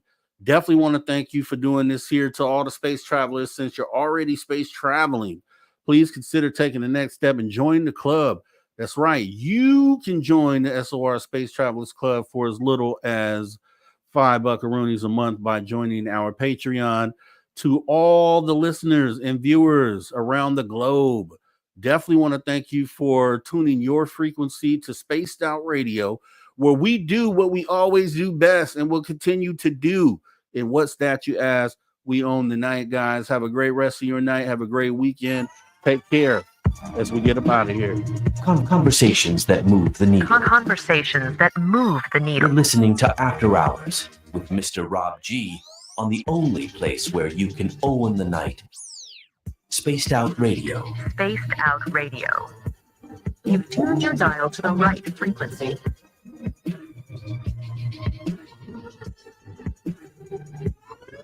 Hey everyone, guess what? We do not have ugly swag. We have Spaced Out Radio gear that you're going to want to wear. Why? Because no one wants to wear ugly clothing. So head on over to spacedoutradio.com and go shopping today. You'll be glad you did. And it's a great way to support our show. Once you get your gear, send us a picture of you rocking out in your SOR swag.